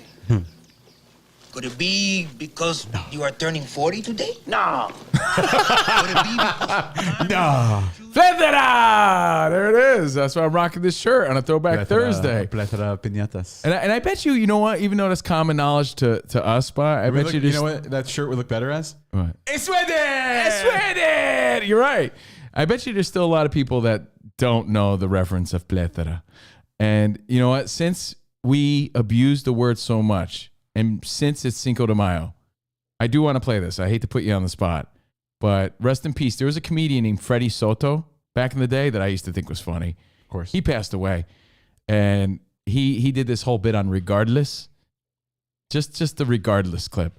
Because we say the word so much, I just want you to know where it comes from and where the reference was made. It's from this tiny little moment in a comedy bit with comedian Freddy Soto, regardless. And he's got like his favorite English word. His Says dad. For everything. Regardless. He doesn't know what it means. He just likes to say it. Pendejo, regardless. And he'll just stick it into a word, man, whether it belongs there or not. Hey, Freddy, come over here. Listen to me. Hey, on the barrel, on the side, we need to wax it on the side, regardless. And on the bottom, too, we need to... What did you say, man? Did you just throw a regardless in there for no reason? Oh, well, not for no reason. Regardless, it needs it. Come on. He's been doing it since I was a kid. He would ask me how to spell things for him. Guy, come over here, guy. Hey, how many S's are there in the word shit again? There it is. That's Freddy Soto. He goes on and on. It ends up with the regardless. Regardless. So enjoy your tacos, your molletes, your empanadas. Enjoy your tortillas. Enjoy your elote. Enjoy your cervezas, your modelos, your cervezas. And enjoy your Cinco de Mayo, guys. Enjoy your fight this weekend. Enjoy our Behind the Velvet Ropes. We'll do more this weekend for Tier 2 subscribers. And remember, we have Tier 2 Plus now, where you can hear some classic content like what, Spot? Nicolas Cage. Nicolas Cage. Foo Fighters. Rich wearing flip-flops, which was funny. Gilbert Gottfried. Gilbert Gottfried. Yeah, a lot of people that have passed recently we kind of highlighted. Nick Cage has that new movie coming out, so I wanted to throw that on. Very intriguing interview. Very intriguing, man. I'd love to hear that again, actually. It's really good. You were. Why? I listened to it. Just hearing him say things. And you hear his time goes on. He warms up a little bit. Yeah. And like... You know, I feel like I can't even believe we interviewed Nicolas Cage. That's weird. And to play along with that, the infamous story is that I wanted a photo with Nicolas Cage. I rarely take photos with people that come on, but I'm like, pull it up on a Throwback Thursday. Take a photo of me with Nicolas Cage. Yeah, he's a legend. Got to pull it up. He's a legend. I'll back Spot up on this. You know, I got to back him up on this.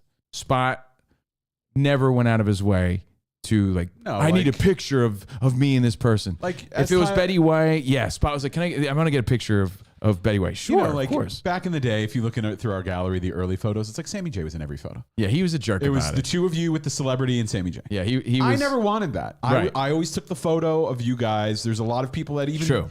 Now I'm like, oh, I wish I got a photo with them, but I didn't. But there were certain levels. But I want to make it known too. It It wasn't Covino and Rich that cared so much. It was, there was talent people and other people at Sirius XM.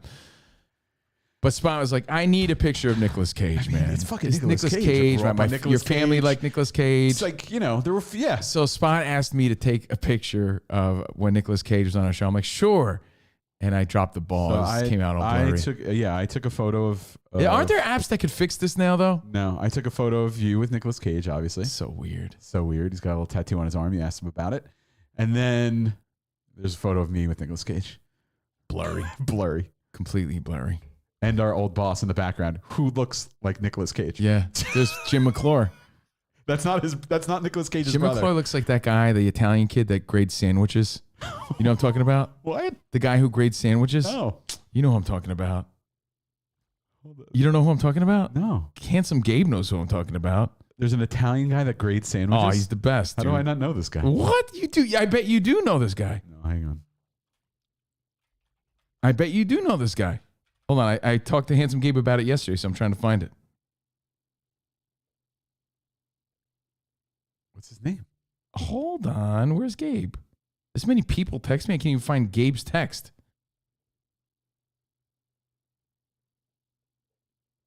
You don't know the guy I'm talking about? I don't know what you're talking about.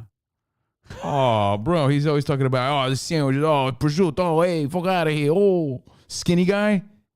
He looks like Nicolas Cage / Jim McCore's like weak ass cousin or something. Oh, now it's gonna bother me. I need to know who the sandwich guy is. Handsome Gabe, are you listening? What's the name of that guy? He's got like 600,000 followers. We'll find him. So weird because I was just talking to Gabe. Oh, maybe it was Instagram. It was Instagram. Oh, you and Gabe have a little clandestine conversation. You're still commenting. No, this isn't it. Yeah, no. It was Instagram. All right, well, I'm wrapping up the show. Now I want to know sandwich guy. All right, you got to plot out my afternoon for sandwich guy. Oh, here he is. Meals by Cug. Meals by maybe Cugini. I don't know. It's on Instagram. Oh, it's Cugine. Yeah. Cugine. Meals. You don't know? You know this guy. Cugine. Yeah. Cousins. Yeah, cousins. Meals. I know Cugini. You never see this guy? He looks like Jim McClure. Our old boss was in the background of that Nicolas Cage picture. Our old boss resembles Nicolas Cage. Like our old boss. This guy resembles our old boss as much as our old boss resembles this guy. Yeah, play his last clip. That was funny. Play his last clip. Where is he's always doing shit. You think this guy? Yes, this guy. He looks like Jim McClure's like looks cousin. like this guy. Yeah, he does. They all look like off versions of each Jim other. McClure looks more like Nicolas Cage. Yeah, blurry Nicolas Cage than this guy looks like. They all look like off versions of each other. Here's Jim McClure with a goatee. There you go. Jersey, but they're from Brooklyn. They had to class up Jersey a little bit. I mean, God forbid they have a little fucking class out here. But we got the focaccia made every day. Where you been? Fucking fluffy, dense, cutlet, mozzi, arugulas. Good sandwich. Got like the fucking smallest mouth on the planet. Word on the block is they're bringing the fucking water in from Brooklyn just to make the fucking focaccia. Gentlemen, like 11.5 out of 5. You know this guy? He's really popular. No. Is he like the sandwich version of Barstool? Yeah, Portnoy. Pretty much, but he makes a lot of stuff. He'll be like, I'm making my pasta today. Do a little this, a little that. He's pretty funny. Anyway, Nicolas Cage is on our tier 2 plus options on our Patreon. So please subscribe. You could upgrade. And if you're listening on tier 1, again, you could be watching for free today. And just know that on tier 2, we do something called Behind the Velvet Rope. I want to take a call real quick before you intro this. Who's on? Jimmy. Jimmy who? Jimmy. Superfly Snooker? Yeah. What's up, Jimmy? Yo, what's up, hermano? Oh, Jimmy. What's up, Jimmy? Jimmy. I wanted to wish everybody a happy Cinco de Mayo, and of course, keeping it in traditional Hispanic ways. I'm on delay, so I had one quick question for you. Have y'all already talked about the other day? You spoke about how you didn't have your fight anymore. Did y'all dive into that at all today? No. And by the way, when I say fight, meaning I avoid I want to avoid confrontation because I feel like I've mellowed out, I've matured, but by mellowing out and maturing and avoiding confrontation, people, they jab at you more. Right. Well, I just wanted to point out one thing, and I'll keep it quick because I don't want to go completely off topic. But if I don't say it now, I'll forget about it. So, in accordance to that, I feel you were like talking to my soul right then and there. I got a lot of feedback on that, man. I wanted to chime in and say though, but one thing that y'all have done that I don't know how much this will play a factor in it. I feel like it's a lot bigger factor than maybe you've put attention to. But back in the day, Spotty was the one that was kind of low T and didn't have a whole lot of gumption to him, where y'all were, and then y'all got y'all test done where y'all found out that yours had dropped, and Spotty got on TRT, and now he's the old school Covino and Rich of old with his fire and everything, and I feel that way with mine. I found out just last week week before last my T was low, and I've been battling with that whole deal. Do I want to be kind of that guy that fights with everything, or do I like the mellow guy that I am now? Look, But I'm sure nevertheless, I all just those wanted things to play a throw that out factor, there but as a thought. I think it's also a maturity, man. I think it's a maturity thing, and it's a coming of age sort of thing. It's like, and Rich hit on this too. It's like when you are constantly fighting, you feel ugly about it, and you regret those things. So you don't want to be that person anymore, and you try to learn from that. But then what you realize is when you put the fight aside, no regrets. People sense that vulnerability and they take advantage. So there has to be a balance. But hey, there's something to be said about that for sure. But if you missed that show, that was yesterday. But let me make this very clear, and happy Cinco de Mayo to you, Yimmy. Yimmy. If you've never seen a Behind the Velvet Rope, we wanted to show one for free today. One I most recently did again on my patio. What was I going to say? Have you considered doing the tea? No, because that shit could be increased no matter what. I could have been going through a weak ass diet phase. Like it could be anything. You know, like not always. Okay, well, I could get it checked again. I mean, my buddy Chris was as low as mine was. His shit is like super skyrocketed high now, just on supplements and diet change. So like, what was the first word? What? The first word was diet, supplements. and diet change. Yeah, so take supplements. Yeah, so there's all sorts of ways to do that. But I don't think I think it has more to do with like life experience than it has to do with that. And the ladies love it too. Could be. Hey, could be a mixture of all those things. You don't want to inject a needle in your leg twice a week or once a week? Not yet. I do it every Not 5 unless I days. know I'm out of the kid game. You know, I don't want to take any chances. But there's also a supplement to keep your sperm going, which I also take. Something to think about. Yeah, but on the flip side of that, you have to realize that so because you have high T, that gives you the right to be like an asshole? No, because Rich still has Rich is an asshole. Rich still has higher T than I do. Like I don't have Rich. Rich's levels are still like twice as much as mine because his are just so high. You know, but again, that is something that people think that like when you do is up and down no matter what. When you're like doing, you could get your shit back. I could have again been going through a bad phase. People think it's like a cure-all and you're injecting steroids in your butt. It's getting you from a low level, like a below normal level, into the normal range. You're not like overdosing on testosterone. Yeah, I was in the normal range though. Lower on the normal range, but I was in the normal range. Depending on where you start the range. Some people start the range at like 4. Some people start the range at 3. Yeah. Depends on who you ask. No, it's something to think about. But like, yeah, I was like a 2 something when I got my follow-up test. I'm probably like, when I get my test done, I'm like 400 or 500. So I'm not super high. And Rich was like 800 when he got his test. Thank you, Yimmy. Yimmy. I do want to make this clear though, because it's confusing. And by the way, it was a really interesting conversation we had yesterday, and I got a lot of feedback on it. So if you missed yesterday's show, you can catch that too.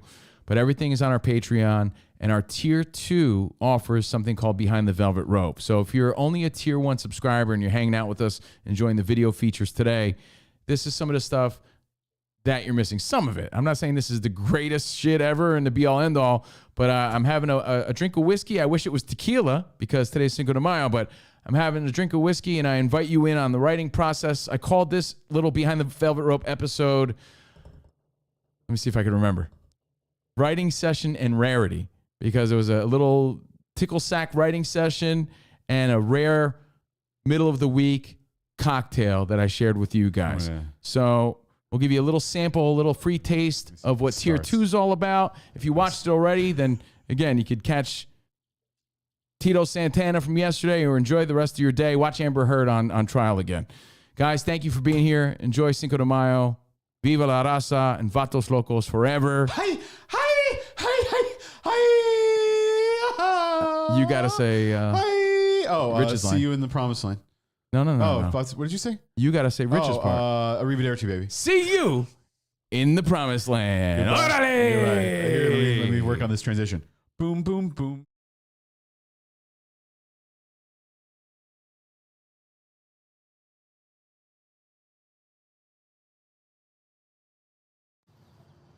We are live. What's going on? Welcome to my writing session and rarity. In the middle of a writing session, Tickle Sack might be coming back. I want to see your feedback on that. That should cause an outrage in itself. What's up, Rich in Atlanta? Welcome to my patio of rage, my patio of love, my patio of chill on a Wednesday night. Writing session and rarity. What's the rarity? Rarity is I'm having a rare Wednesday night cocktail, fruit, and I'm sharing it with you guys. I'll tell you about it in a minute. Gonna create my own little old-fashioned here. Maybe I'll take an old-fashioned later on, grumpy one. But I wanna fill you in, work out some kinks of a new song that I'm working on called Brown Thumber, right here on my patio. So welcome. What's up, Terry? Yeah, today, if you missed today's show, it was a fun one, but I explored my interest on what's okay. Like, when can you drink? What's too much? Because I usually discipline myself and limit myself to only drink when the weekend starts, which is usually like Friday night. And some people hit me up tonight and they were like, dude, you had a rough week. Have your Wednesday night drink. So I said, you know what? Fuck that, I am, but only for this occasion to share it with you. I'm not gonna go against my own personal rules and my own discipline, but for this, for the Behind the Velvet Rope, for my writing session and rarity, I will. So here's what I got. American Bourbon Whiskey, title number 21, the 21st Amendment, people. 21st Amendment. Resolved by the Senate and House of Representatives of the U.S. of A. In Congress assembled 2/3 of Coach House. I can't even read this. That the following article is hereby proposed in an amendment to the Constitution of the U.S., which shall be valid to all intents and purpose as part of the Constitution. American whiskey. America! Woo! I don't know where I got this, but if one of you guys bought it for me, I appreciate it. I forget I had it for a minute. I feel like I got it from a Carl, a Covino and Rich listener. It's pretty good stuff. I think American whiskey, again, American Bourbon Whiskey, title number 21, 42% alcohol by volume, 84 proof. 84 proof. It does look delicious. Let's do this. Little Wednesday night rarity, little old-fashioned drinking session. Oh yeah, oh yeah. Sweet palm trees, Ralph, fucking Ralph. Again, here's the rarity. I'm a heavy pourer, but again, usually have some ice in there, but you know, I'm going real old school. My ice maker's broken in this old school made up bullshit. Also a shout out to our good pal who sent us these bad boys. Maple citrus old-fashioned premixes. My dude from RA Casinos. Check this out. So it's already like a pre-made little maple mix. Look at that. Oh yeah. Look at this. Oh, look at all that. All that sugary goodness that I don't need. Look at that. Oh yeah.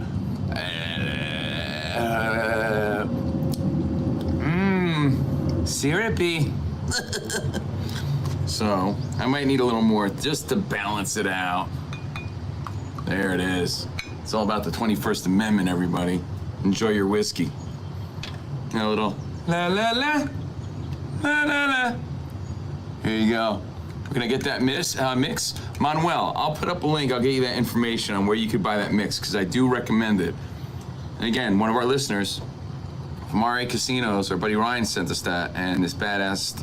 It's really badass. I just don't know the website, so I'll get it for you. I'll put it here. I'll post it somewhere. What's up, Kevin? Starting the weekend early? That's the rarity. And it's actually a double doozy of rarity, because I'm writing a song, and I haven't done that in a minute. And people keep telling me what I need to do. You need to find your thing, man. I got my thing. I know my thing. I do my thing. Trust me. Always doing my thing. I do too much of my thing. People are telling probably the most self-centered, selfish guy to do his own thing. That's all I do. So, look at the pompadoodle do. Oh, woo. So again, welcome to my patio, writing session in rarity. I'm gonna share my first, what's this?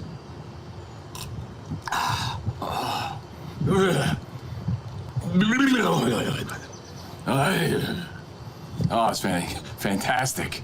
Oh yeah, what's up, Michael? All right, guys. So, now let's talk about a few things before we get into the writing session. I'm on the patio. Before it gets dark, I want to share some things with you real quick. Check this out. Can you see that without, let's see. Can you see that without the light? Maybe I could shut the light off. All right, so, I wish I can get this stupid thing out of the way. I guess I can if I move it. So that's my sauna of rage, right? We could go for a little tour. That's my sauna of rage. That's the space where I want to maybe build a little soundproof booth to do my voice tracking for my little studio. The question was, do I convert the sauna, the broken sauna, into a studio, or do I make that entire space a studio? The update here is, it turns out that the HOA might need to give me some sort of approval to do any sort of construction in that little space. So that might be a hassle and a half. It's also a lot more expensive, right? So my easier bet might just be to convert this sauna into a little mini soundproof studio at a much cheaper cost without getting HOA involved and the hassles and halves of that, right? So that's the update. Again, the update is, if I want to clear out that space and make a little soundproof office, I might have to get approval and go through all these hoops and then get denied, and, you know, it sounds like a hassle. Maybe I'll just convert that bad boy after all. Stay tuned. There's a hummingbird. You see that? Look at that, look at that. Look at that. Oh, you saw it? I love that shit. Beautiful night. Beautiful Wednesday night. Look at this. Don't feel sorry for this guy. Hey, Funky Monkey. Hey, Ben Crystal. I was thinking about you, Crystal. I know you don't get to listen live anymore. Still appreciate you. My birdhouse. Melody's in there chilling. She's doing her homework. My new doors, courtesy of the Mod Barn. When I'm doing my show from that space, I get a great view of these birds over here. That brings me joy, not gonna lie. Put those lights up. You see those lights? It's a pretty cool view. It's a pretty cool sky tonight. All right, so again, the update here is, how much HOA approval do I need to do some minor construction in that space, and is it worth it to spend like 4 to 5 G's and be harassed by HOA, or just simply remodel this thing for like $600 and turn it into a little soundproof booth? That might be the best option. And I was told I could put like an air vent in there from my buddy at Mod Barn. All right, so welcome back. Behind me is a little mini lemon plant, lemon tree. Now, let's enjoy this cocktail. Let's get into this. We're not gonna do this very long. I don't wanna bore anybody. Short and sweet, like Rich in the early 2000s. All right. Any questions for me? Yeah, HOA, like if I have to get their approval to make a little office space, like fuck them, I don't need to. I'll use that thing, I'll paint it, because it's wood on the outside, right? So I'll paint it, throw a little air vent in the front, throw some soundproofing inside, and I'm set. That's all I really need. The voice booths at SXM are no bigger, slightly bigger than the sauna. I'm not even kidding. So, we'll see. We'll see, I'm thinking about it. Now, this is my hobby, chilling, nobody bothering me, having a nice little drink on my patio. I kind of love it. I don't have my TV, I'm gonna put a TV right here so I could watch the Yankees win, right here. Chill on my chair. This is my fun. And write songs. Rich, who's, knee deep in dad life. Again, see, Melody's doing her own thing. Melody's on the phone with a kid with a weird name. Ranson. I'm like, Ranson? Raisin? Ransom? Ranson? Ranthin? I don't know. So Melody's on the phone. She does her own thing. So I'm doing my own thing. Jordan's there, listening to the Johnny Depp trial. So I'm out here, doing my thing. Ransack. Yeah, I'm on the phone with Ransack, Dad. Oh, okay. Is that a boy or a girl? I'm not sure. Oh, okay. Be good. Dad's gonna go outside and drink. On a Wednesday night, Dad? Yeah. This is what you drive me to do. So anyway, while Rich is knee deep in his dad life, mine's easier and breezier in some ways. In other ways, I've had the worst week ever, as you guys found out on Monday. But not here to rage. I'm here to explain that Rich's outlet is now gardening, right? He's been talking about gardening, and it's fucking weird. I like it because I share in his passion. Like, I'm sort of stoked about my plants right there. Got some lilies. I call that one Eli. Get it? Eli Lily. I call that one Munster. Get it? Lily Munster. And that's my lemon plant. I like plants and trees and things like that.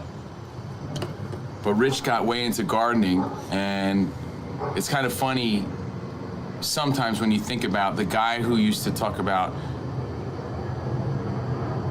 really vile sort of sexual things all the time is really loving to talk to me about his lantanas and his perennials. The dude went from sunning his perineum to his perennials.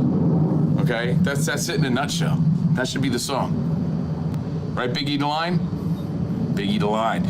So when you think about the dynamic of Rich going from this crazy Maxim dude who would bang anything that moved to now being super pumped about his poppy seeds, again, from perineums to perennials, talking to me about his lantanas, and he wants to show me his rose bushes. That's funny. That inspired a song while I was on the beach in Mexico. So I'm gonna share that with you before I record it, work out the kinks, and maybe you guys could give me some suggestions along the way. And if you're listening in the future, watching this in the future, you could drop a line, drop a suggestion, tell me what you like or what you don't like. All right? So, we call Rich Doodoo Kaka Finger Davis, and Rich doesn't really have the green thumb he thinks he has. He's trying to have a green thumb, but we know he really has a brown thumb from all his dirty butthole days in the early 2000s. In the early 2000s. Right? Dr. Brown Thumb is what we've been jokingly calling him every time he claims to have the green thumb. Dr. Brown Thumb, Mr. Brown Thumb. He has the brown thumb. That's the backstory. The other story is that you need to know, because there's a lot of new people that are listening, following us, that don't know all the inside jokes. For years, back in Rich's player days, before he was planting lantanas, he used to have this spoon that we used to joke he kept in his back pocket. And we kept this spoon. There was a spoon in our office, always. And it was like a cocktail mixing spoon, those spirally ones. Those spirally ones, you know what I'm talking about? Like those bartender spoons. We used to say that was Rich's ass-eating spoon. And we only kept it for that reason, for that sentimental joke of that was Rich's ass-eating spoon. So that's the backstory. And here's the song. Inspired by the Red Hot Chili Peppers' Black Summer, I present to you Brown Thumber. Brown Thumber. Are we cool with this or no? Do I need to read you the original lyrics first? Does that make it more fun if you hear the original lyrics? Nah, it doesn't matter. Put it this way, just know this. You're like, why did he go there with the song? What does that mean? Probably because it rhymed or went with the original lyric. I try to go with the original lyrics and turn them into something stupid. So this is a song of coming of age. This is not a world premiere, it's a writing session, Sean. It's a writing session live. All of us are involved. Tell us what you like, what you don't like.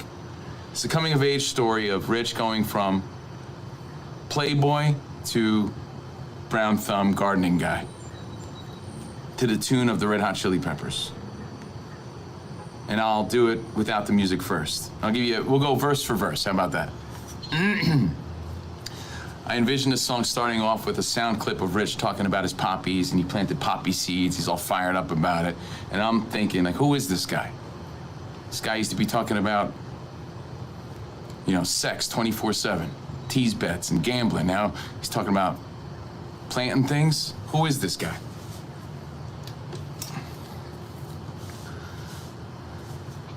A hazy, rainy sky. Rich is looking up. He's looking up at the sky. I can envision it. Retrieves his seed supply. Rich is grabbing for his seeds. Salvation of his gardens, his disguise. Meaning, like, to me, he's pretending to be somebody else. What is this new disguise Rich is wearing? If we make a video, he's looking up the sky, he's grabbing his seeds. He might even be wearing a mustache and a gardening hat. Because who is this guy? So a hazy, rainy sky. Retrieves his seed supply. Salvation of his gardens, his disguise. It's fucking poetry, guys, at least to me. And you have to, I guess the funny part of this is I'm on a beach in Mexico. Jordan's like, what are you doing? I'm like, I'm in the zone. I'm loving every second of this. So what do we think about the first verse?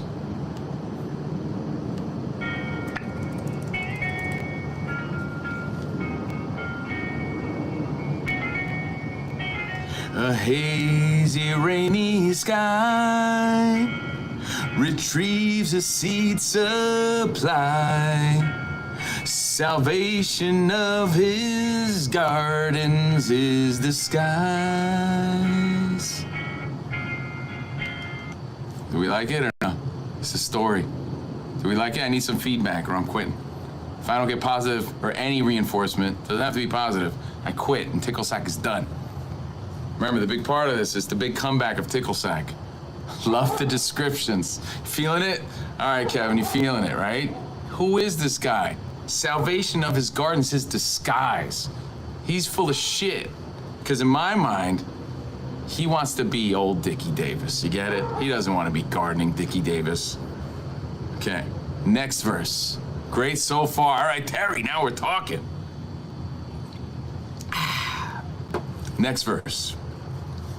Remember, in this new Chili Peppers song, Anthony Kiedis has this weird Irish pirate cadence to his voice.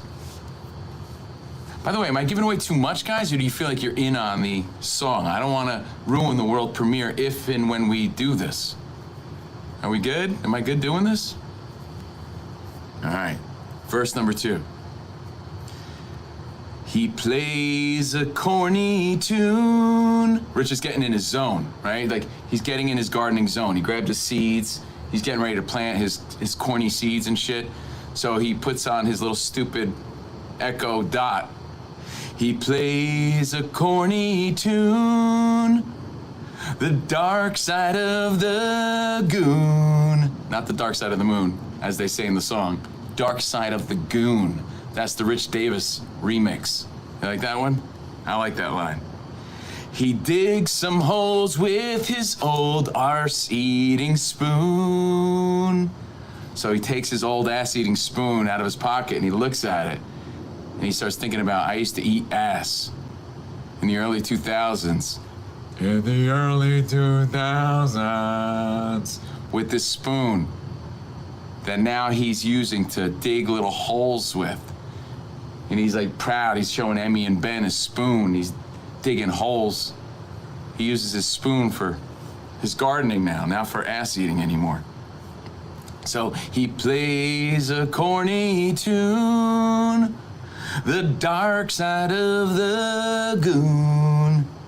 He digs some holes with his old arse eating spoon. Yeah, I'm pretty sure we still got the spoon. I gotta reach out to Spot, but I think it's in one of our boxes. And then Anthony Kiedis, he says some gibberish, and I'm thinking Rich says poppy seeds or something like that. His old arse eating spoon, and Rich says something like lantanas. I don't know. The next line, guys, is key. I need you to know the next line because then you'll understand why I chose it. Okay. The next line is a weird one.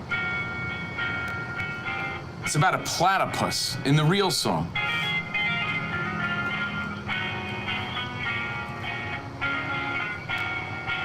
Feeling it? Brown Thumber. The line is, platypus are few, the secret life of Rue. That's the real lyric. Platypus are few, the secret life of Rue. All right, I don't even know what that means. So again, I try to turn those lyrics into some shit that goes with Rich. So, next verse. Instead of platypus, his days of puss are through, a new life dicky-doo. He used to stick that thumb in you-know-who. The inside joke is Rich used his thumb on himself. That's the joke here, okay? And then another sound effect of Rich saying, perennials, because Keita says something like, hey now, or I don't know what he says. All right, so let's start from the beginning and tell us what you think. I'll wait. So listen closely, get into the vibe, remember the story, and then I'll take your suggestions, and then I'll finish what I got so far.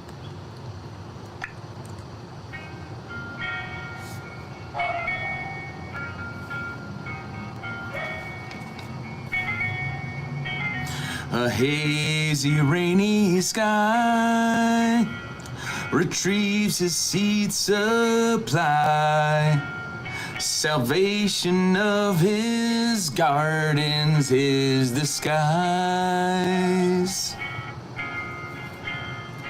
He plays a corny tune, the dark side of the lagoon. He digs some holes with his old arse-eating spoon. Poppy seeds. Breakdown. You see Rich gardening. His days of puss are through, a new life dicky-doo. He used to stick that thumb in you-know-who. Oh, perennials. Okay, next line. The next real line is, my Greta weighs a ton. Don't know what that means? Don't care. My Greta weighs a ton. What that mean? I don't know. So, next line. Again, it's a coming-of-age story. It's about Rich thinking about where he is today. His party days are done. Not my Greta weighs a ton. His party days are done. Sounds perfect so far. Jeremy, I'm glad you're feeling me. This mulch, it weighs a ton. Good one, Tony. Write these down later, okay? I like you might inspire an idea I didn't think of, okay? Again, I was just trying to go with the lyrics. So instead of my Greta weighs a ton, here's the next verse. His party days are done. Lantanas are his fun. His sprinkler sits between them and the sun. So again, it's my Greta weighs a ton. My Greta weighs a ton. The archer's on the run. And no one stands alone behind the sun. And no one stands alone behind the sun. So again, my line is, his party days are done.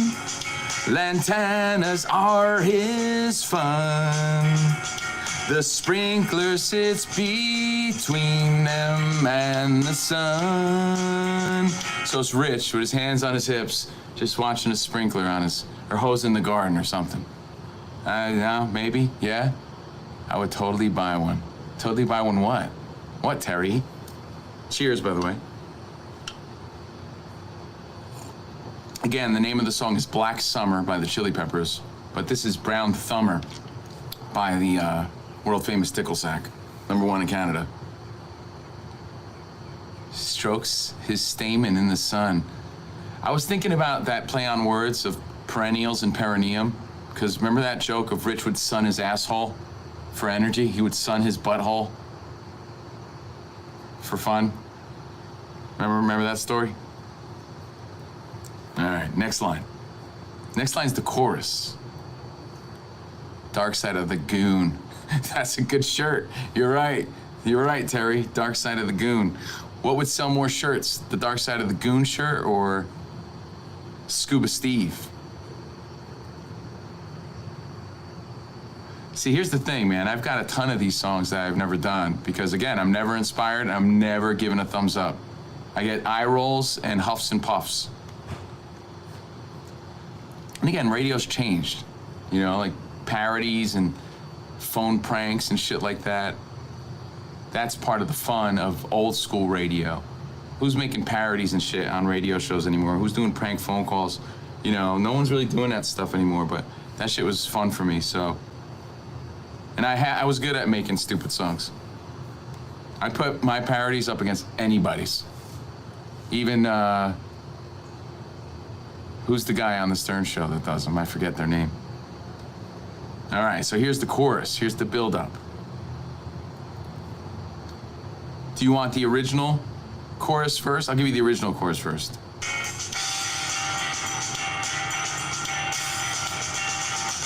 It's been a long time since I made a new friend, waiting on another black summer to end.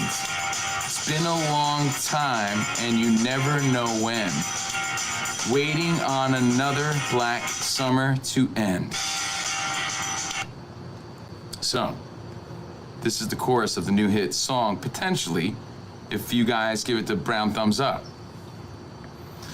It's been a long time since he got him to bend.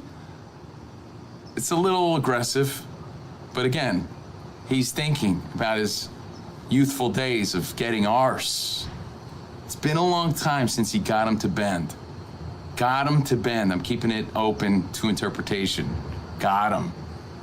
Who even knows what that means? It's up to you. So Dickie Brown Thumb finds a garden to tend. So Dickie Brown Thumb finds a garden to tend. Remembers old times when his thumb was his friend. Because now he uses his spoon. But he remembers old times when his thumb was his friend. And Dickie Brown Thumb starts his green thumbing trend. So Dickie Brown Thumb starts his green thumbing trend. This is a new Dickie Do, a new life Dickie Do. And dreaming of another brown thumb a weekend. He's been dreaming, he's been waiting, waiting for another brown thumb a weekend. Because he misses the old days of the brown thumb. Now he's Mr. Green Thumb, kind of. Brown Thumber. The end. And then I end it with Rich, you know, proud of his garden.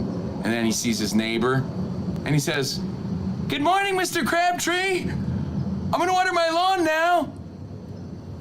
Cut. What do you guys think? Let's see, so. Cue this up. Let me plug my phone back in. You know who's really gonna love it? Like Rich's dad and Sarah. He has some, I know Rich's dad watches this stuff. What's up, Greg? Love you, man, miss you. You know how odd it is to like make fun of Rich in front of his dad? That shit's funny. But Rich's dad's a good sport about it. He thinks it's funny too. Oh yeah, it's kind of interesting. All right. So I'll give you the, should I do it from the start? Let's do it from the start. So, no, here's the thing, man. I used to do long, full-on songs. No one wants to sit through a long, full-on song anymore. Those days are definitely done. So you do one quick verse, or you do the hook, and that's the fun. That's the song. So let's do it from start to finish. Brown Thumber. I hope I don't mess it up. But if I do, who cares? There's 16 people here watching.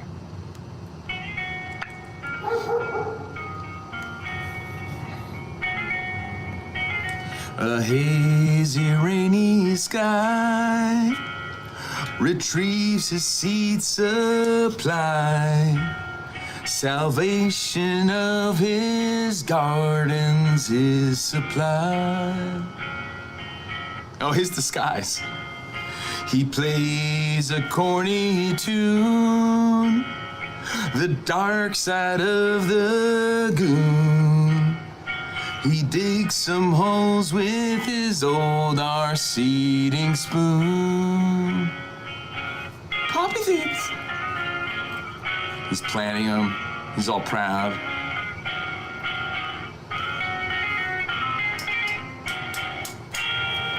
His days of puss are through. A new life take-y-do. He used to stick that thumb in you-know-who. Perennials. His party days are done. Lantanas are his fun. His sprinkler sits between them and the sun.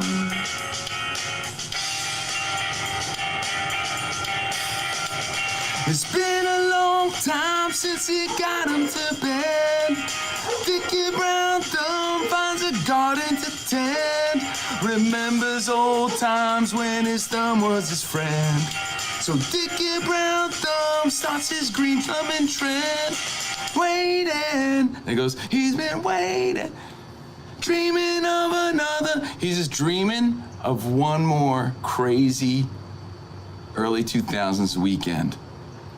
Dreaming of another Brown Thumber weekend. And that's the song. Yeah. Brown Thumber. Yeah. People want an encore. Yeah. Thanks, Sean. Now here's the fun of it. I give you guys co-writing credit. Tell me what you like, what you didn't like. Like, yeah, that was good. You had a sprinkler line. You could do better than that. It's okay. It's a work in progress. That's why I brought it to you. It's the first time we've done this. Crystal, peace. Instead of sticks his thumb in you-know-who, Russ sticks his thumb in poo. Oh, yeah. He used to stick that thumb in. It's too, like, it's too blatant. He used to stick his thumb in his own poo. Like, he used to stick his thumb in you-know-who. That's open to interpretation. You assume his own ass, because that's how Rich would get down in the early 2000s. Thank you, Jeremy. Jeremy says perfect. I could drink to that. So people could tell me what my thing is. Keep this in mind. I'm always doing my thing. I just don't always share my thing, because most people roll their eyes at it and don't really give a shit. Nor do I expect them to, but it's my thing, it's fun. It's on the nose. Oh, did I miss a line? Any other suggestions, guys? But that's it. Dreaming of another Brown Thumber weekend. Which is I'm gonna have to have Spot or Gabe. Oh, by the way, I'm gonna have Handsome Gabe do the background chorus, the ahs and the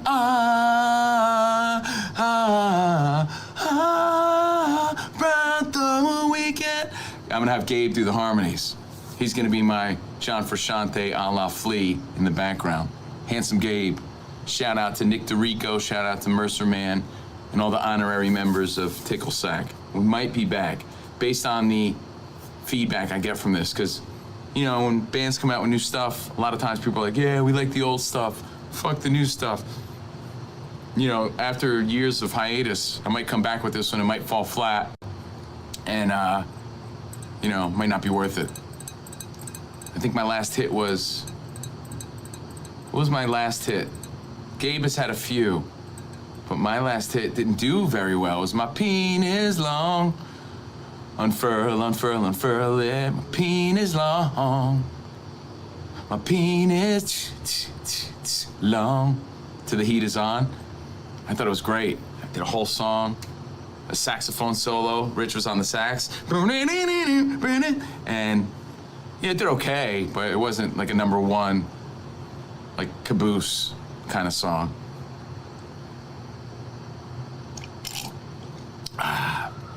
Oh, thank you, Terry. By the way, the other hard part is getting Spot to like produce the song. You know, I'm not saying he's lazy. I'm saying it's just hard to coordinate. It's a pain in the ass, to be honest. But we'll then send the track to Gabe. Gabe will harmonize it and turn this tin can to gold. And I think Gabe said he'll mix it and do it. So that's it. That's the writing process. How do I do it? I don't know. I just do it. But I take the lyrics and I spin them into something stupid. But they tie into the original lyrics. A lot of my songs are like that, if you listen back. And by the way, I'll say this, Tickle Sack, we may be back, we might not be back. I have a song called,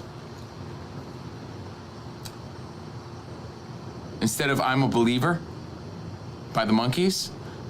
And then I saw her face, now I'm a believer. I have a song called, and then I saw that ace, now I'm a butt squeezer. Never did it. You know why? Not one thumb up or approval. Jordan liked it, because it was about her. And I'm in love, I'm a butt squeezer, I couldn't leave her if I try.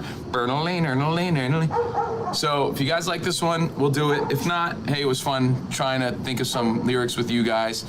Again, if you're watching in the future, you think you have a different twist on something, or you really like something, or you don't, or it could be better, leave your suggestions, and we'll give you writing credit. Thanks for being part of it. Yeah, the video has to be made for this one, because it's simple. I think it's pretty simple, but again, requires effort. The thing about Covino and Rich and Spot is, I think we do a great show. I think we do the best show. In fact, I have a theory, especially when it comes to Sirius XM. If I'm on the bench, your best team's not on the field. Sounds arrogant, but it's the truth. Not bragging if it's true. If I'm not playing, your best team's not out there. And that's how I feel. Me, Rich, and Spot are the best at this shit. Our numbers might not indicate that. Our following might not indicate it, but I know it. You guys know it. We've been doing it for a long time for a reason.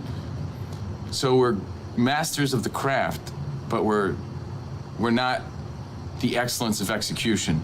That's where we fail. We're good at what we do, but we rely on the fact that we're good at what we do and our chemistry. We're not good at executing. So I want to do the video, but who knows? We'll see. So anyway, thanks for being part of the writing process. Thanks for checking it out. And remember, all of our Tickle Sack songs, all of them, all 5 albums that I'm extremely proud of, are available for free, for limited time only, because it's only a matter of time before my kids' friends start to find these songs, at CovinoandRich.com. There's a little drop-down menu, says music, Tickle Sack, all 5 albums available now. CovinoandRich.com. While you're there, pick up a mug, pick up a shirt, and listen to our old songs and reminisce. Maybe do it tomorrow night. Either tonight, way back on a Wednesday, reminisce about the old songs we used to laugh at. Huevos, Chili Peppers have been my inspiration for a lot of songs. Huevos. Huevos. That's all there at CovinoandRich.com. Music, Tickle Sack, enjoy, and thanks. Leave a comment, guys. Please leave a comment. I love reading the comments and the suggestions. Thanks for hanging out with me for the writing session and the rarity behind the velvet rope. Sorry I was a complaining bitch this week, but we all have bad days. Later. Brown Thumber for life.